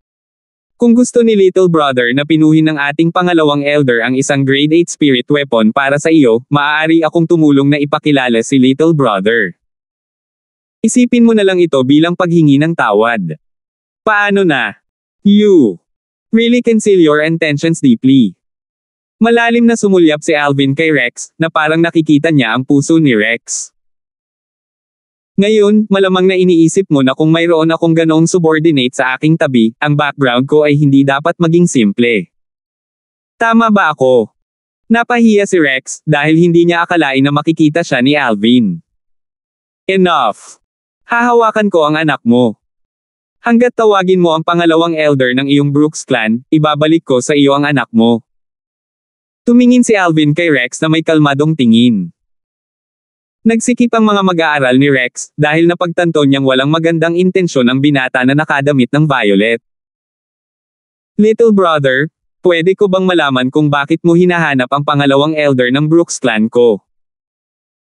Hindi naman siguro ganoon ka-simple ang pagnanais sa pangalawang elder ng Brooks clan natin na pinuhin ang isang grade 8 spirit weapon, di ba? Grade 8 spirit weapon. Ang mga sulok ng bibig ni Alvin ay napangiti, pagkatapos ay itinaas niya ang kanyang kamay. Sa kanyang kamay ay nagliliyab ang isang hibla ng nagngangalit na apoy. Sa tingin mo kailangan ko ba siyang tulungan akong mag-ayos? Ang naglalagablab na apoy sa kamay ni Alvin ay lumikha ng kaguluhan sa loob ng restaurant gaya ng inaasahan. Oh my God! Isa itong grade 8 weapon flame. Itong naka-violet na binata ay mukhang wala pang 20 anyos, pero grade 8 na siyang manggagawa ng armas. Hindi ka panipaniwala. Hindi ka panipaniwala. Isang grade 8 weapons craftsman na wala pang 20. Anong likas na talento ito? Baka sa mukha ng mga customer sa restaurant ang gulat at hindi nila maiwasang mapasigaw. Ang ilang mga tao ay tila may naalala at ang kanilang mga mag-aaral ay biglang sumikip. Ang isang grade 8 weapon flame ay maaari lamang i-condense ng isang martial artist sa Origin Core stage. Sa madaling salita, ang batang ito ay isang Origin Core martial artist. Isang Origin Core martial artist na wala pang 20. Grade 8 weapons craftsman. Malungkot ang mga mukha ng 3 nasa katanghaliang gulang na lalaki na dinala ni Rex. Ang nakasuot ng violet sa harap ng kanilang mga mata ay higit na nakakatakot kaysa sa orihinal nilang inaakala. Little brother, pwede ko bang malaman kung sino ka talaga? Huminga ng malalim si Rex. Ramdam niya ang pagbilis ng tibok ng puso niya. Ngayon kahit 20. Pangunahing yugto ng pinagmulan. Grade 8 manggagawa ng armas. Ang pag-iisip lamang nito ay naging sanhi ng manhid ng kanyang anit. 234. Kaagad, si Alvin ang naging ganap na counter of attention sa loob ng restaurant. Sa kasalukuyang nakababatang henerasyon ng Crimson Sky Kingdom, ang isang origin core martial artist na wala pang 20 taong gulang ay magiging mas mababa kaysa sa commander ng embroidered uniform guard ng Imperial City na si Alvin. Gayunpaman, ang isang grade 8 na manggagawa ng armas sa ilalim ng 20 ay isa sa isang uri. Kahit papaano sa mahabang kasaysayan ng Crimson Sky Kingdom, hindi pa nagkaroon ng ganito kapangit na pag-iral. Si Zane ay natulala. Hindi niya akalain na ang isang kapwa niya random na na-provoke ay talagang isang abnormal na pag-iral. Kahit na siya ay isang hamak na anak ng isang dakilang angkan, hindi siya tanga. Alam niyang nakagat na siya ng higit sa kaya niyang nguya sa pagkakataong ito. Bukod dito, ito ay sa napakahirap na uri. Hindi mahalaga kung sino ako. Tumingin si Alvin kay Rex na may kalmadong tingin. Tawagin mo na lang ang pangalawang elder ng iyong Brooks clan. Tama, tandaan mong sabihin sa kanya na naparito ako para hanapin siya sa pagkakataong ito para lang magkaroon siya ng pastahan sa buhay. Nabalitaan ko na nanalo siya ng 2 pastahan sa buhay sa pamamagitan ng pagpipino ng mga armas. Sa palagay ko ay hindi niya dapat tanggihan ang hamon ko. Buhay na taya sa pamamagitan ng pagpipino ng armas. Nagsikip ang mga pupils ni Rex at huminga siya ng malalim, pagkatapos ay tumingin siya kay Alvin. Little brother, bagamat hindi ko alam kung sino ka, dahil nagawa mong makapasok sa Origin Core Stage at naging grade 8 na manggagawa ng armas sa murang edad, sa palagay ko ay hindi simple ang background mo. Pero gusto ko pa rin kayong payuhan.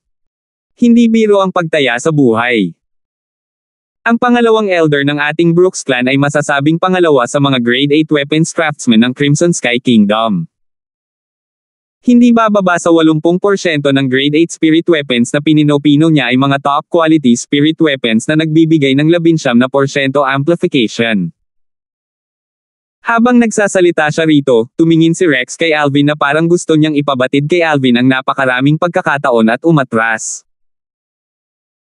Kung isa man itong ordinaryong grade 8 na manggagawa ng armas, hindi niya sasayangin ang kanyang hininga ng ganito, ngunit ngayon na ang background ni Alvin ay halatang hindi simple, hindi niya nais na ang pagtaya ng buhay sa pamamagitan ng pagpipino ng mga armas ay maging sanhi ng Brooks clan na masaktan ang tila isang napakalakas na kapangyarihan ng walang dahilan. Ngayon kahit na ang grupo ng mga customer sa restaurant ay naramdaman na si Alvin ay nagpapakasawa sa isang ligaw na pantasya. Masyadong mayabang ang binatang ito. Oo. Bagamat siya ay naging grade 8 weapons craftsman sa ganoong edad, sa mga tuntunin ng karanasan, paano siya may kukumpara sa pangalawang elder ng Brooks clan? Eksakto. Ang pangalawang elder ng Brooks clan ay nakagawa ng buhay na pagtaya sa pamamagitan ng pagpino ng armas sa iba ng 2 beses, at hindi siya natalo kahit 1 beses. Talagang mayabang ang mga kabataan. Parang ang bagong panganak na guya ay hindi takot sa tigre. Walang sino man sa mga kasalukuyang customer ang tumingin ng mabuti kay Alvin. Little brother, narinig mo na rin sila. Kung talagang itataya mo ang iyong buhay sa pangalawang elder ng ating Brooks clan, tiyak na ikaw ang talo. Kaya kalimutan na lang natin ito. Hikayatin pa ni Rex nang makita niyang nananatiling walang pakialam si Alvin. Tinanaw ni Alvin si Rex ng mahinahong tingin at dahan-daang nagtanong, nasaan ang pinakamalaking trade market sa county city ng Swallow Mountain County mo? Bagamat hindi niya alam kung bakit ito tinanong ni Alvin, sinabi pa rin ni Rex, sa gitnang bahagi ng county city. Tumango si Alvin, pagkatapos ay ibinaba niya ang pera para sa pagkain, hinawakan ang kamay ni Megan, at sinulyapan si Jack. Jack, pumunta tayo sa trade market sa gitnang lugar ng lungsod. Habang nagsasalita siya, hinawakan ni Alvin ang kamay ni Megan at naglakad palabas. Hinawakan ni Jack si Zane at sumunod. Little brother, my son. Medyo malungkot ang mukha ni Rex, at medyo nababalisa siya. Sa kondisyon na makilala ko ang pangalawang elder ng iyong Brooks clan, sa kondisyon na siya ay sumang-ayon sa isang pagtaya ng buhay sa pamamagitan ng pagpipino ng mga armas sa akin. Ibabalik ko ang iyong anak sa iyo ng ligtas at maayos. Ang boses ni Alvin ay lumipad mula sa malayo na naging dahilan upang maging malungkot ang ekspresyon ni Rex. Second Master, ano ang dapat nating gawin ngayon? Tanong ng isa sa mga nasa katanghaliang gulang na lalaki sa likod ni Rex, medyo natatakot. Bumalik ka sa clan. Huminga ng malalim si Rex at lumabas ng restaurant. Ang grupo ng mga customer sa restaurant ay nagbayad ng kanilang mga bill at umalis, pagkatapos ay tumungo sila sa trade market sa gitnang bahagi ng lungsod dahil alam nila na may isang panuurin na makikita sa maikling sandali. Sa loob ng audience hall ng Brooks Clan Estate. Mula sa patriarch ng Brooks Clan at sa ibaba, lahat ng nakatataas ng Brooks Clan ay pinagsama-sama. Napansin ng isang elder ng Brooks Clan na hindi magandang tingnan ang ekspresyon ni Ruel at hindi niya maiwasang magtanong, Patriarch, may nangyari bang mahalagang bagay na sabik kang dalhin kaming lahat dito? Ang iba pang matatanda ay tumingin din kay Ruel. Lumubog ang mukha ni Ruel at tumingin kay Rex, na nakatayo sa malapit. Pangalawa kuya, sabihin mo sa kanila. Ilang sandali, ang mga tingin ng lahat ng matatanda sa Brooks Clan ay bumaba kay Rex. Huminga ng malalim si Rex saka dahan-daang nagsalita ng detalyado sa nakita at narinig niya sa restaurant kanina, sa kanya idinagdag sa huli. Ayon sa intensyon ng binatang iyon, kung hindi pumayag ang pangalawang elder sa kanyang kahilingan, hindi niya pakakawalan ang aking anak. Kasabay ng pagtatapos ni Rex, ang buong audience hall ay tumahimik. Wala pang 20. Pinagmulan core martial artist. Grade 8 manggagawa ng armas. Ang Grand Elder ng Brooks Clan, isang matandang lalaki na higit sa 70 taong gulang, ay tumingin kay Rex habang siya ay nagtanong, sa malalim na boses, Rex, alam mo ba ang kanyang background? Grand Elder, dahil hindi ko alam ang background niya kaya kailangan kong mag-isip ng 2 beses. Tumawa ng mapait si Rex. Tumingin si Patriarch Ruel Brooks sa pangalawang elder ng Brooks Clan, si Lincoln, na nakaupo sa ilalim ng Grand Elder, at nagtanong, ikalawang elder, ano ang palagay mo sa bagay na ito? Kalmado ang ekspresyon ni Lincoln habang walang pakialam na sinabi niya, isa lamang itong bata at ignorante na bata na umaasa sa kanyang likas na talento sa pagpapalabas. Gayunpaman, dahil kaya niyang magkaroon ng cultivation sa origin core stage at naging grade 8 na manggagawa ng armas sa ganoong edad, ang kanyang background ay hindi dapat maging simple. Ang mga nakatataas na naruroon ng Brooks Clan ay lubos na sumang-ayon sa sinabi ni Lincoln. I think so too. However, he's already declared that if I want to save my son, then there's no other way. Tumango si Rex, at nang matapos siyang magsalita, may mapait na ngiti sa kanyang mukha. Ang isang Brooks Clan elder na mukhang masama ang ugali ay direktang nagsabi, ignorante lang itong bata. Pumapayag lang ang second elder sa kanyang life wager declaration. Madali ang pagsang-ayon sa kanyang pagtaya sa buhay, madali rin ang pagkapanalo laban sa kanya sa pagtaya sa buhay. Ang maputik na mga mata ni Lincoln ay kumikislap na may bakas ng maliwanag na liwanag, at iniabot niya ang kanyang kamay upang bahagyang tapikin ang mesa. Gayunpaman, hindi pa rin natin alam ang background niya ngayon. Kung manalo tayo at mamatay siya, tiyak na masasaktan natin ang kapangyarihan na nakatayo sa likod niya. Natahimik lahat ang mga nakatataas ng Brooks Clan. Ito ay tiyak na ang pinakamahirap na bahagi. Saglit na nag-iisip si Ruel, pagkatapos ay dahan-daang sinabi, ikalawang elder, paano na ito? Sumasang-ayon ka sa pagtaya sa buhay. Kapag nanalo ka, ipakita ang iyong kagandahang loob at hayaan siyang hindi tuparin ang pastahan ng buhay. Sa ganitong paraan, may ililigtas nating pareho si Zane at maiwasang masaktan siya. Gumagana ang pamamaraang ito. Sa tingin ko rin. Kaagad, ang grupo ng mga matatanda ng Brooks Clan ay nagpahayag ng kanilang pagsang-ayon. Bumaba ang tingin ng lahat sa pangalawang elder ng Brooks Clan, si Lincoln. Kumislap ang mga mata ni Lincoln, pagkatapos ay tumango siya. Mabuti sa ganitong paraan. Kapag nanalo ako laban sa kanya at pinayagan siyang hindi tuparin ang pastahan sa buhay, makakakuha din ako ng magandang reputasyon para sa aking sarili. Ang lungsod ng county ng Swallow Mountain County ay walang alinlangan na puno ng ingay at kaguluhan ngayon. Ngayon, isang misteryosong binata na wala pang 20 taong gulang ang dumating sa lungsod ng county. Di umano, binasted ng binatang ito ang ikatlong young master ng Brooks Clan, si Zane, noong kara-rating lang niya. Hindi lang iyon, ngunit nang ang ikalawang guro ng Brooks Clan ay nagdala ng ilang miyembro ng clan upang maghiganti, ang misteryosong binata ay nagpahayag pa ng kanyang paglilinang at likas na talento bilang isang manggagawa ng armas. Isang origin core stage na martial artist at grade 8 na manggagawa ng armas na wala pang 20 taong gulang.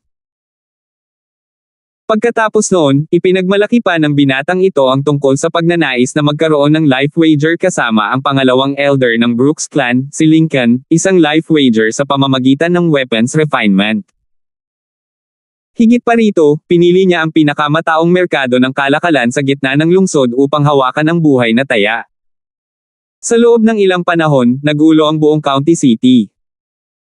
Ang merkado ng kalakalan sa gitna ng lungsod ay mayroon ng mga daloy ng mga tao, at ngayon ay mahirap na kahit isang hakbang. Ang estate ng gobernador ng county.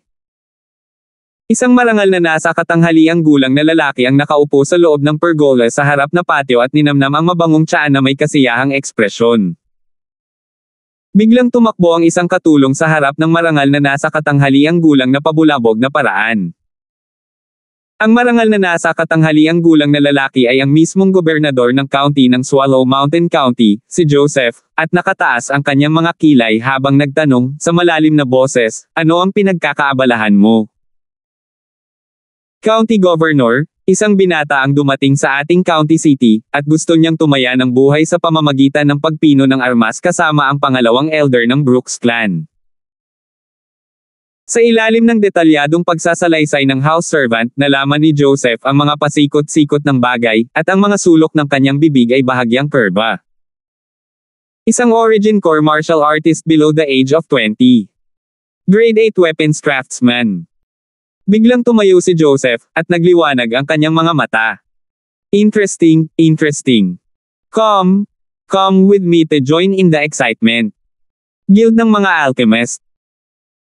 Mula nang maging grade 7 na alchemist 3 taon na ang nakakaraan at umalis sa Nag-Allen City, bumalik si Marcus sa Alchemists Guild ng County City at naging Vice Guild Master ng Alchemists Guild.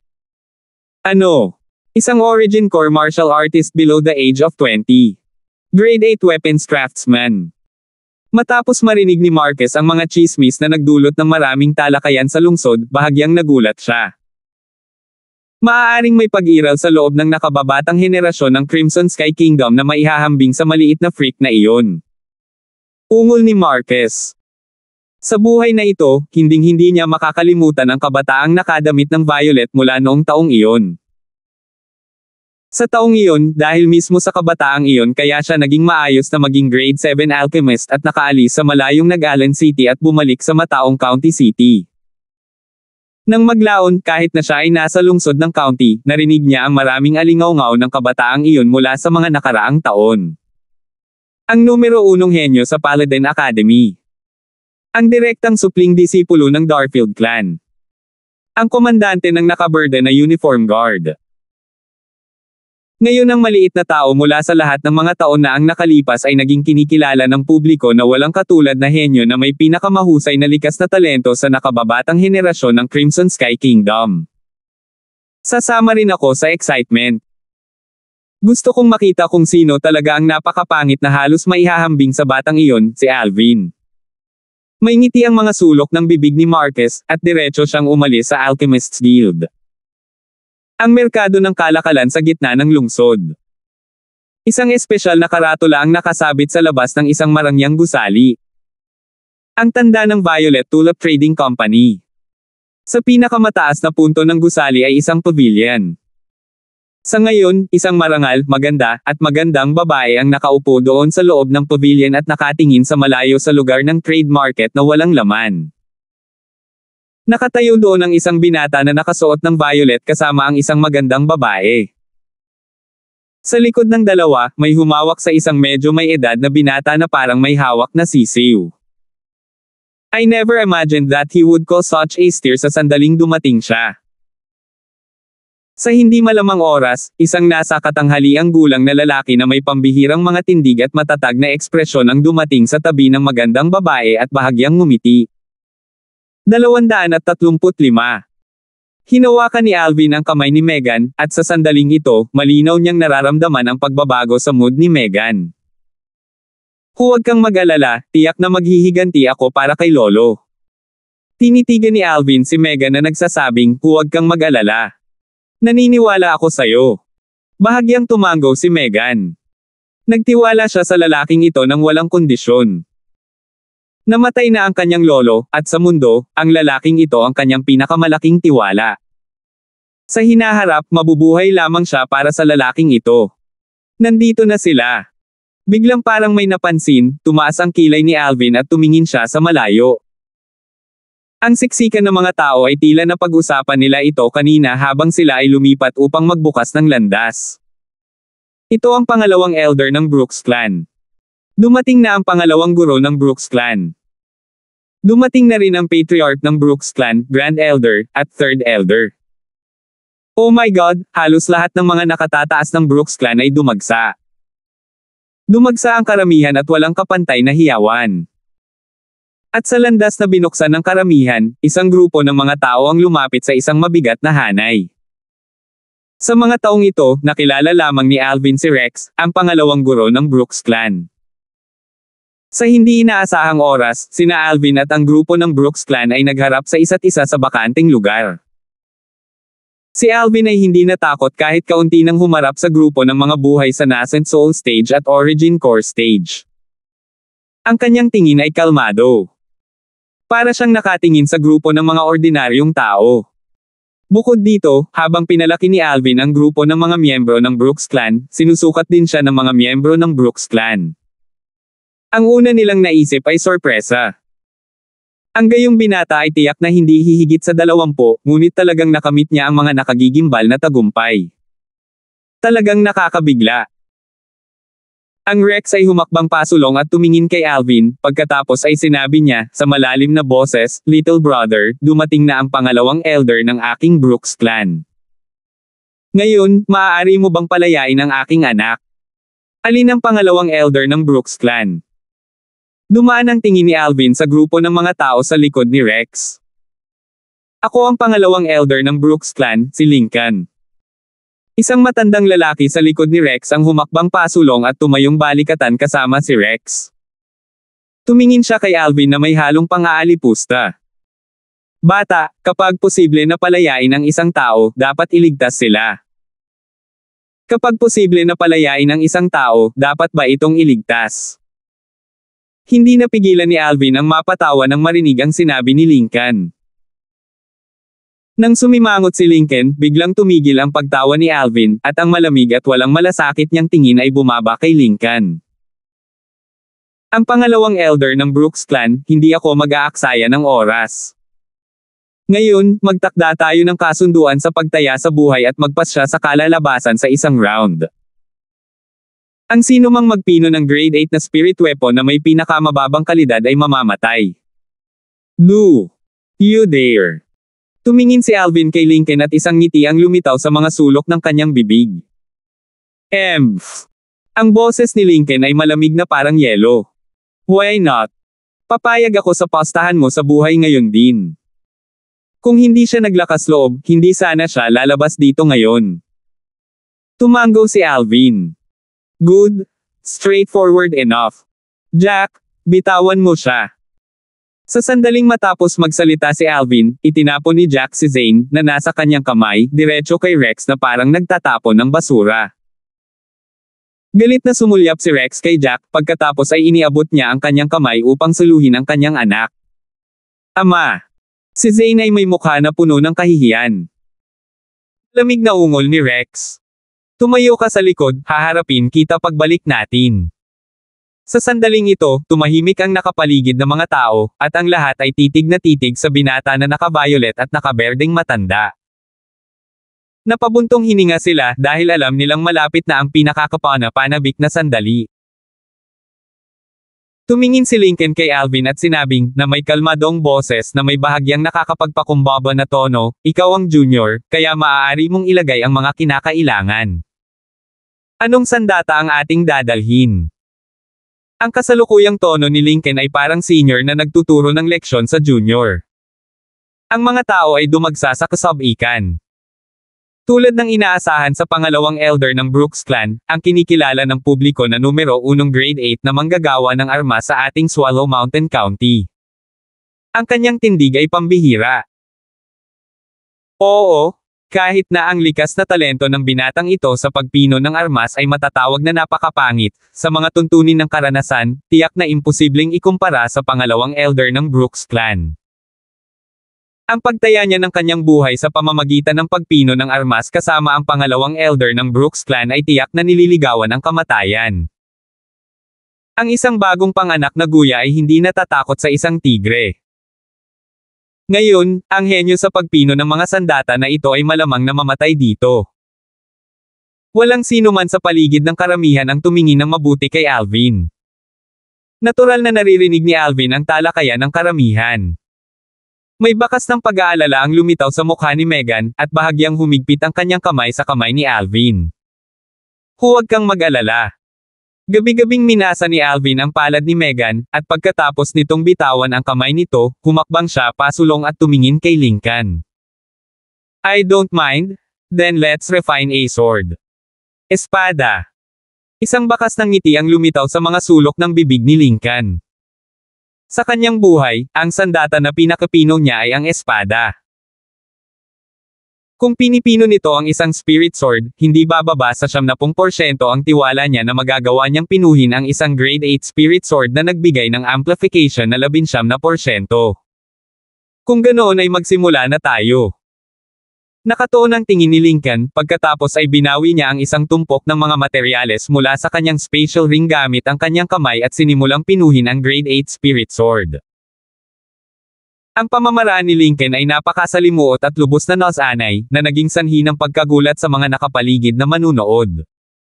Ang pamamaraan ng pangalawang elder ng Brooks Clan ay masyadong mabilis. Ito ay isang tunay na manggagawa ng armas. Hindi nagtagal, ang mga nakapaligid na manunood ay tumingin kay Alvin, ngunit agad nilang napansin na nakatayo doon si Alvin, nang walang kaunting intensyon na magsimulang magpino. Ganyan na ba siya sumusuko? Hindi ba ito sadyang nanliligaw kay kamatayan? Maraming tao ang hindi nakaimik. Lumipas ang oras at mabilis na lumipas ang 2 oras. Ang tumpok ng mga materyales sa weapon flame sa kamay ni Lincoln ay ganap na ngayong nagsanib at nahubog sa anyo ng isang espada. Ayon sa bilis na ito, tiyak na makukumpleto niya ang pagpipino ng grade 8 spirit sword pagkatapos ng 1 oras. Hindi pa rin kumikilos si Alvin. Sa isang restaurant malapit sa lugar kung saan ginaganap ang pagtaya ng buhay, sa loob ng 2 silid na magkalapit sa isa't isa, 2 pares ng mga mata ang bumaba kay Alvin.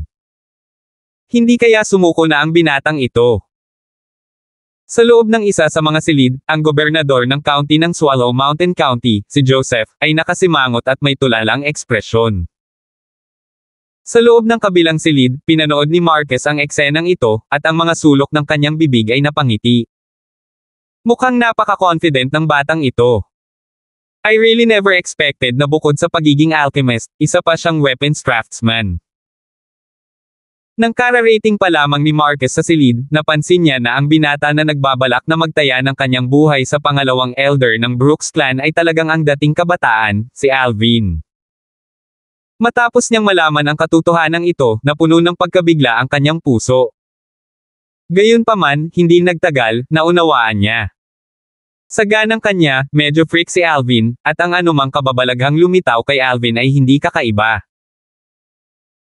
Nagtataka ako kung paano nasaktan ng pangalawang nakatatandang ito ng Brooks Clan, may ngiti ang mga sulok ng bibig ni Marquez, dahil mataas ang tiwala niya kay Alvin. Bagamat alam din niya na ang pangalawang elder ng Brooks Clan, si Lincoln, ay maaaring pinuhin ang mga sandata ng espiritu na nagbibigay ng 19% amplification, nang isipin niya kung paano nilinis ni Alvin ang medicinal pill na iyon na may purity na higit sa 70% noong araw na iyon, muli siyang napuno ng kumpiyansa kay Alvin. Higit pa rito, alam niya na dahil si Alvin ay nangahas na isuko ang kanyang buhay sa pangalawang elder ng Brooks Clan, tiyak na magtitiwala siya. Si Alvin ay hindi isang padalos-dalos na tao. Sa loob ng pavilion sa ibabaw ng marangyang gusali sa tapat mismo ng restaurant. Ray, Bakit sa tingin mo hindi pa siya nagsisimulang magpino? Bahagyang ngumiti ang isang lalaking nasa katanghaliang gulang na may kahangahangang anyo habang tinanong ang magandang babae sa tabi niya, na may boses na malumanay na parang tubig.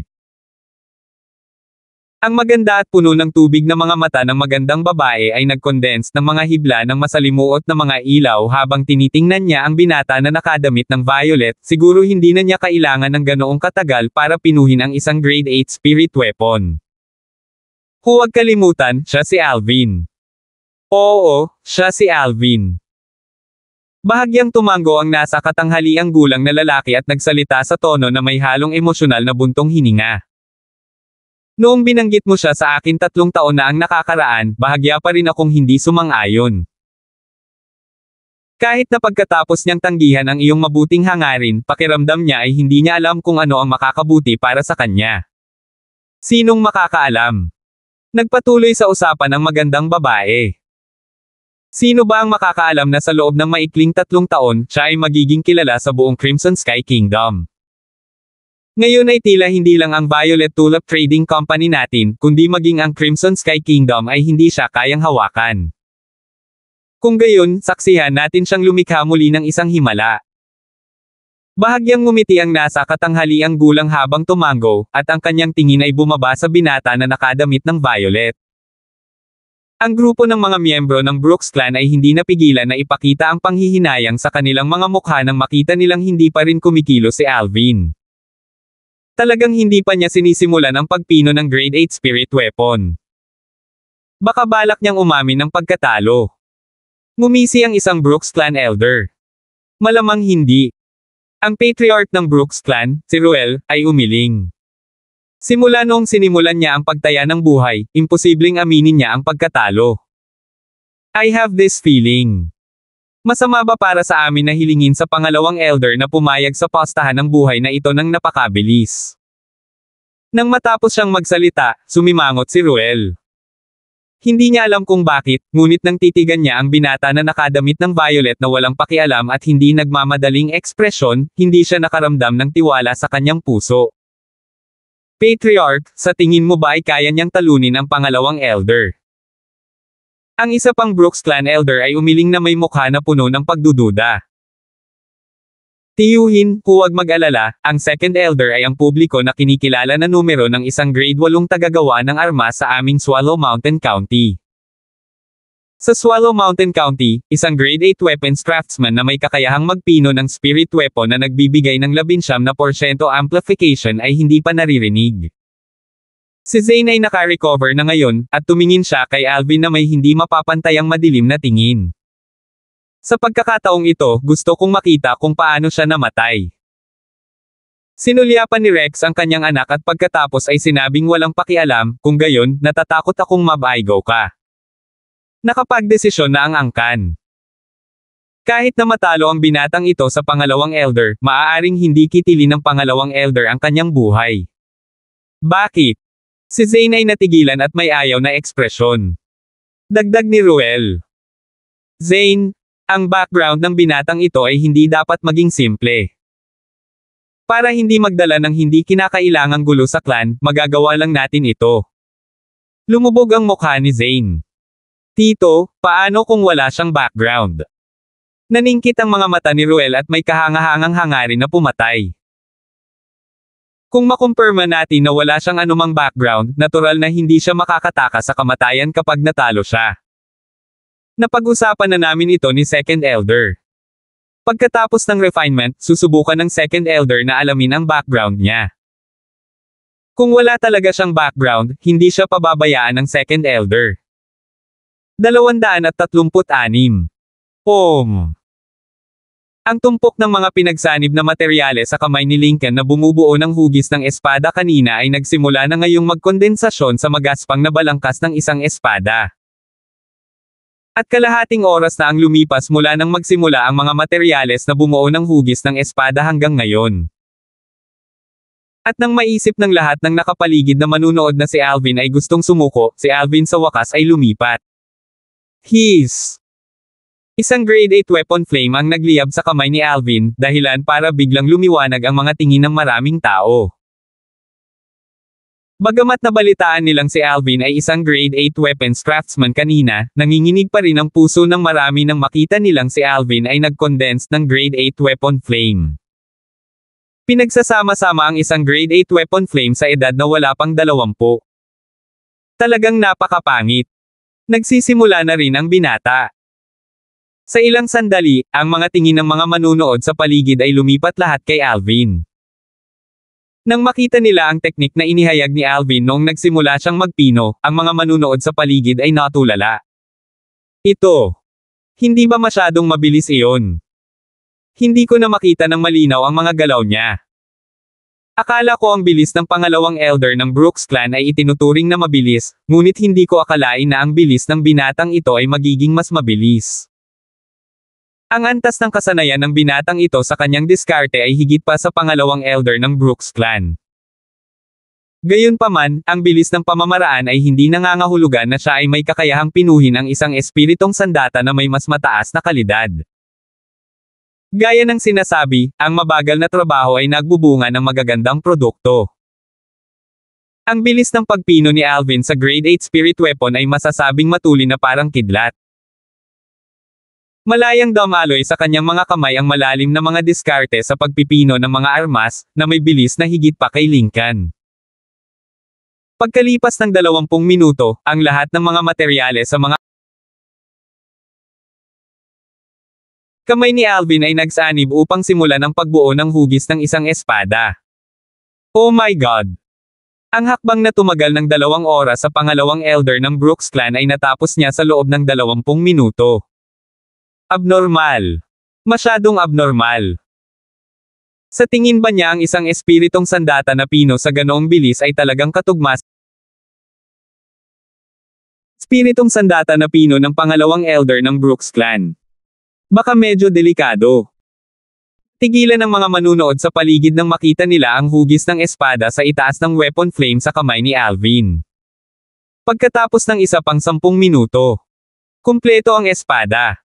Huminto sina Alvin at Lincoln sa halos parehong oras, at sa bawat kamay nila ay may espada. Isang grade 8 spirit sword.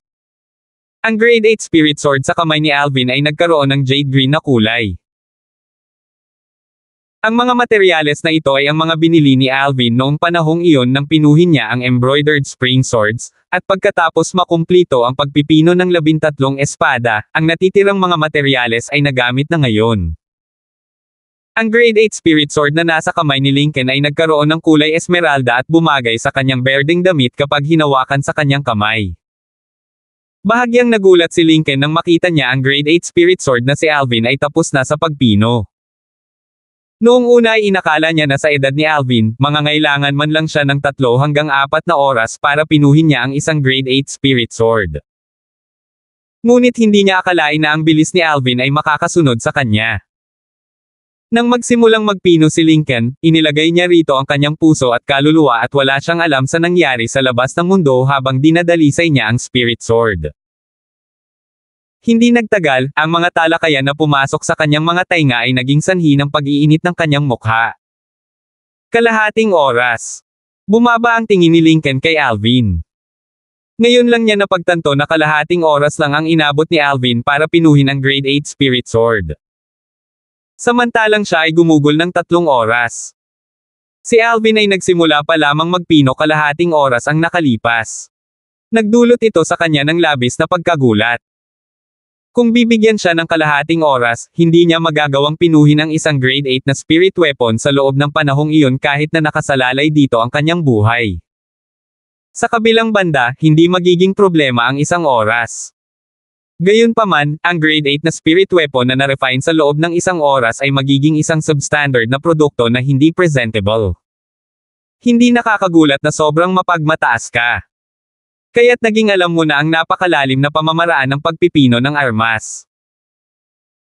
Gayunpaman, sa tingin mo ba talaga ang grade 8 spirit sword na ginugol mo ng kalahating oras sa pagpino ay may kukumpara sa spirit weapon na pinaghirapan kong pino sa loob ng 3 oras? Tiningnan ni Lincoln si Alvin nang may paghamak. Siya ay lubos na nasisiyahan sa grade 8 na sandata ng espiritu sa kanyang kamay. Ito ay may kakayahang magbigay ng 19% amplification sa lakas at ganap na naipahayag ang kanyang antas ng kasanayan. Hindi mo lang ba malalaman kung may kukumpara ito sa grade 8 spirit weapon na pinino mo pagkatapos nating subukan? Si Alvin ay may walang pakialam na ekspresyon, at sa mga tuntunin ng kahangahangang paraan, hindi siya napinsala kahit kaunti. Pagkatapos ay maghihintay ako upang makita. Gayunpaman, bago ito, gusto pa rin kitang tanungin. Ikaw, bakit gusto mong magkaroon ng life wager by weapons refinement sa akin? Matalim na sumulyap si Lincoln kay Alvin habang sinisiyasat niya. Bago lumabas ang mga resulta, kailangan niyang imbestigahan ang pagkakakilanlan ni Alvin. Kung ang pagkakakilanlan ni Alvin ay hindi simple, kung gayon kahit na siya ay nanalo, maaari lamang siyang magpanggap na mapagbigay at iligtas ang buhay ni Alvin. Kung si Alvin ay walang anumang background, tiyak na gagawin niyang walang kamatayang-kamatayan si Alvin. Ang isa ay kailangang magbayad ng isang halaga para sa pag-provoke sa kanya. Gusto mo talagang malaman? Napansin ni Alvin ang tingin ni Lincoln at natural na nahulaan ang kanyang intensyon. Nagdulot ito ng ngiti sa mga sulok ng kanyang bibig. Tumango si Lincoln. Sige, sasabihin ko sayo. Ang sinabi ni Alvin ay naging dahilan ng pagliwanag ng tingin ni Lincoln. Maging ang grupo ng mga miyembro ng Brooks Clan ay inipon lahat ang kanilang konsentrasyon at tumingin kay Alvin. Tumingin si Alvin kay Lincoln at walang pakialam na sinabi, dapat mo pa ring alalahanin ang matandang iyon na nakipagpustahan sa iyo ng buhay sa pamamagitan ng pagpino sa armas noong 1 taon, tama. Siya ang aking lolo. Natigilan si Lincoln, pagkatapos ay nagsimula siyang tumawa. Yung taong 1 taon na ang nakalipas. Kaya't ang matandang kambing na iyon na nag-overestimate sa kanyang sarili at hinanap ako upang magkaroon ng pastahan sa buhay ay ang lolo mo. Kumislap ang tingin ni Lincoln, at panatag siya sa kanyang puso. Sa madaling salita, ang binata na nauna sa kanya ay nararapat na walang background at mayroon lamang mahusay na likas na talento. Alam niya ang background ng taong 1 taon na ang nakalilipas, isang elder ng isang maliit na angkan sa isang maliit na lungsod. Sa Brooks Clan, wala lang. Nagliwanag ang mga tingin ng mga miyembro ng Brooks Clan. Zon, matutulungan ka ng pangalawang elder na makapaghiganti. Ang patriarch ng Brooks Clan, si Ruel, ay tumingin kay Zane, at isang ngiti ang lumitaw sa kanyang mukha. Si Zane ay may kawili-wiling na gulat na ekspresyon. Sabi ko naman sayo, tiyak na wala siyang pinanggalingan, gaya ng inaasahan. Kaya pala ang matandang kambing na namatay noong 1 taon ay ang kanyang lolo. Sa pagkakataong ito, hayaan nating maging kasama sa impyerno ang mag-asawang lolo at apo. Sa ilang sandali, ang tingin ni Zane ay bumaba sa malayong Megan. Sa ganang kanya, kapag namatay ang naka-violet na kabataang ito, hindi ba magiging napakadali para sa kanya na makuha ang kagandahang ito na parang isang celestial na dalaga kung gusto niya ito? Sa isang sandali, ang tingin ni Zane ay nagpakita ng isang pakiramdam ng pagnanasa. Napansin ni Alvin ang tingin ni Zane sa unang posibleng sandali. Ang kanyang mukha ay lumubog at ang kanyang mga mata ay nagtataglay ng isang kahangahangang layunin ng pagpatay bilang tugon. Ang Zane na ito ay talagang naglakas loob na gumamit ng ganitong uri ng tingin upang maging walang galang sa kanyang Little Megan. Kung tungkol kay Alvin, si Zane ay isa ng patay. Anak, mukhang mamamatay ka ngayon. Tumingin si Lincoln kay Alvin na parang nanalo na siya, at sa puso niya, akala niya talaga siya ang nanalo. Kahit na malalim ang refinement technique ni Alvin, sa ganang kanya, paano may kukumpara ang spirit weapon na napino sa loob ng kalahating oras sa spirit weapon na pinino niya sa loob ng 3 oras.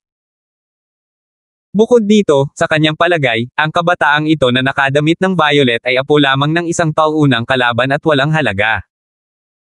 Ikalawang Elder Brooks, huwag kang magsalita ng napakabilis sa lahat ng oras. Walang pakialam nang umiti si Alvin na para bang hindi niya sinasapuso ang sinabi ni Lincoln. Ano? Sa tingin mo ba talaga ang spirit sword na ginugol mo ng kalahating oras para pinuhin ay kayang makipagkompetensya sa grade 8 na spirit weapon na pinino ko? Let me tell you, Itong grade 8 spirit sword na pinino ko ay kayang palakasin ang lakas ng isang tao ng 19%. Tumawa si Lincoln sa pangungutya at winali si Alvin na may masamang tingin. Hindi niya sinasadyang pigilan ang kanyang boses, at pinaiklipan niya ang kanyang origin energy para kumalat kung nasa malayo. Agad na muling nagkagulo ang mga tao sa paligid. 19%. Mukhang ang pangalawang elder ng Brooks Clan ay ganap na nagpahayag ng kanyang antas ng kasanayan sa pagkakataong ito. Ang swerte talaga ng binatang ito. Isang grade 8 spirit weapon na nagbibigay ng 19% amplification. Sa Swallow Mountain County, bukod sa pangalawang elder ng Brooks Clan, wala pa akong narinig na grade 8 weapons craftsman na may kakayahang magpino ng ganoong spirit weapon. Sa kasamaang palad, ang isang kabataang lalaki na may napakalaking likas na talento ay tiyak na mawawala ng buhay dito ngayon. Nasiyahan si Lincoln sa pakikinig sa mga talakayan ng karamihan. Lahat ng mga miyembro ng Brooks Clan ay nagpakita ng mga ngiti sa kanilang mga mukha. Sa ganang kanila, tiyak na matatalo ang batang nakadamit ng violet na ito na hindi alam ang kanyang mga limitasyon. At siguradong mamatay. Sa loob ng kwarto sa restaurant. Isang grade 8 spirit sword na napino sa loob ng kalahating oras. Ang gobernador ng county ng Swallow Mountain County, si Joseph, ay umiling dahil hindi siya tumingin ng mabuti sa kabataang nakadamit ng violet. Sa katabing kwarto. Bahagyang kumunat ang noo ni Marquez. Itong batang ito, bakit hindi siya nagseryoso ng kaunti? Magagamit ba itong grade 8 spirit weapon na na-refine sa loob ng kalahating oras? Kahit na may tiwala si Marquez kay Alvin, ngayon ay hindi niya maiwasang makaramdam ng pag-aalinlangan ng kanyang kumpiyansa. Kung tutuusin, talagang hindi ka panipaniwala ang isang grade 8 na spirit weapon na napino sa loob ng kalahating oras. Hindi malamang na ang kalidad ng isang sandata ng espiritu na napino sa loob ng maikling panahon ay maaaring maging mabuti. Gayunpaman, nang mapansin niya ang walang pakialam na ekspresyon ni Alvin na nandoon mula simula hanggang sa huli, panatag siya sa kanyang puso. Marahil ang batang ito ay magbibigay sa akin ng isa pang kasiyasyang sorpresa. Kung hindi, maliliwanagan ko lang ang miyembro ng Brooks Clan na iyon at ipaalam sa kanya ang pagkakakilanlan ng bata. Kumpiyansa si Marquez na hanggat nalantad ang pagkakakilanlan ni Alvin, kahit na mas matapang pa ang Brooks Clan, hindi pa rin sila mangangahas na hawakan si Alvin. Kahit papaano ay hindi sila manggahas na hawakan si Alvin sa publiko. Sa pavilion sa Marangyang Gusali. Malalaman natin ang huling resulta sa lalong madaling panahon. Bahagyang ngumiti ang magandang babae na parang napuno ng kumpiyansa sa binata na nakasuot ng violet sa di kalayuan. Ray, maaari bang malampasan ng grade 8 spirit sword na napino sa loob ng kalahating oras ang grade 8 spirit sword na nagbibigay ng 19% amplification na pinino ni Lincoln? Bahagyang nag-aalinlangan ang nasa gilid na medyo may edad na habang nagsasalita. Malalaman mo kung posible sa lalong madaling panahon, sabi ng magandang babae. Tama ka. Bahagyang tumango ang medyo may edad na lalaki. Bumaba ang tingin ni Alvin sa figure ni Lincoln. Pangalawang Elder Brooks, paano natin susuriin ang grade 8 spirit swords na napino natin? Malamig na ungol ni Lincoln. Subukan natin ang espiritu ng bawat isa sa ating sarili. Siyempre, kung duda natin ang paghatol ng iba, makakahanap tayo ng isa pa upang masubukan ito. Ngayon, napakaraming tao sa paligid, kailangan bang matakot na walang magsusubok nito? Sige, subukan muna natin ang mga spirit sword ng isa't isa. Tumango si Alvin, dahil wala siyang anumang pagtutol, pagkatapos ay bigla niyang inihagis ang grade 8 spirit sword sa kanyang kamay kay Lincoln. Inihagis din ni Lincoln ang grade 8 spirit sword sa kanyang kamay kay Alvin. Salamat po at sinamahan ninyo ako, ingat lagi mga master.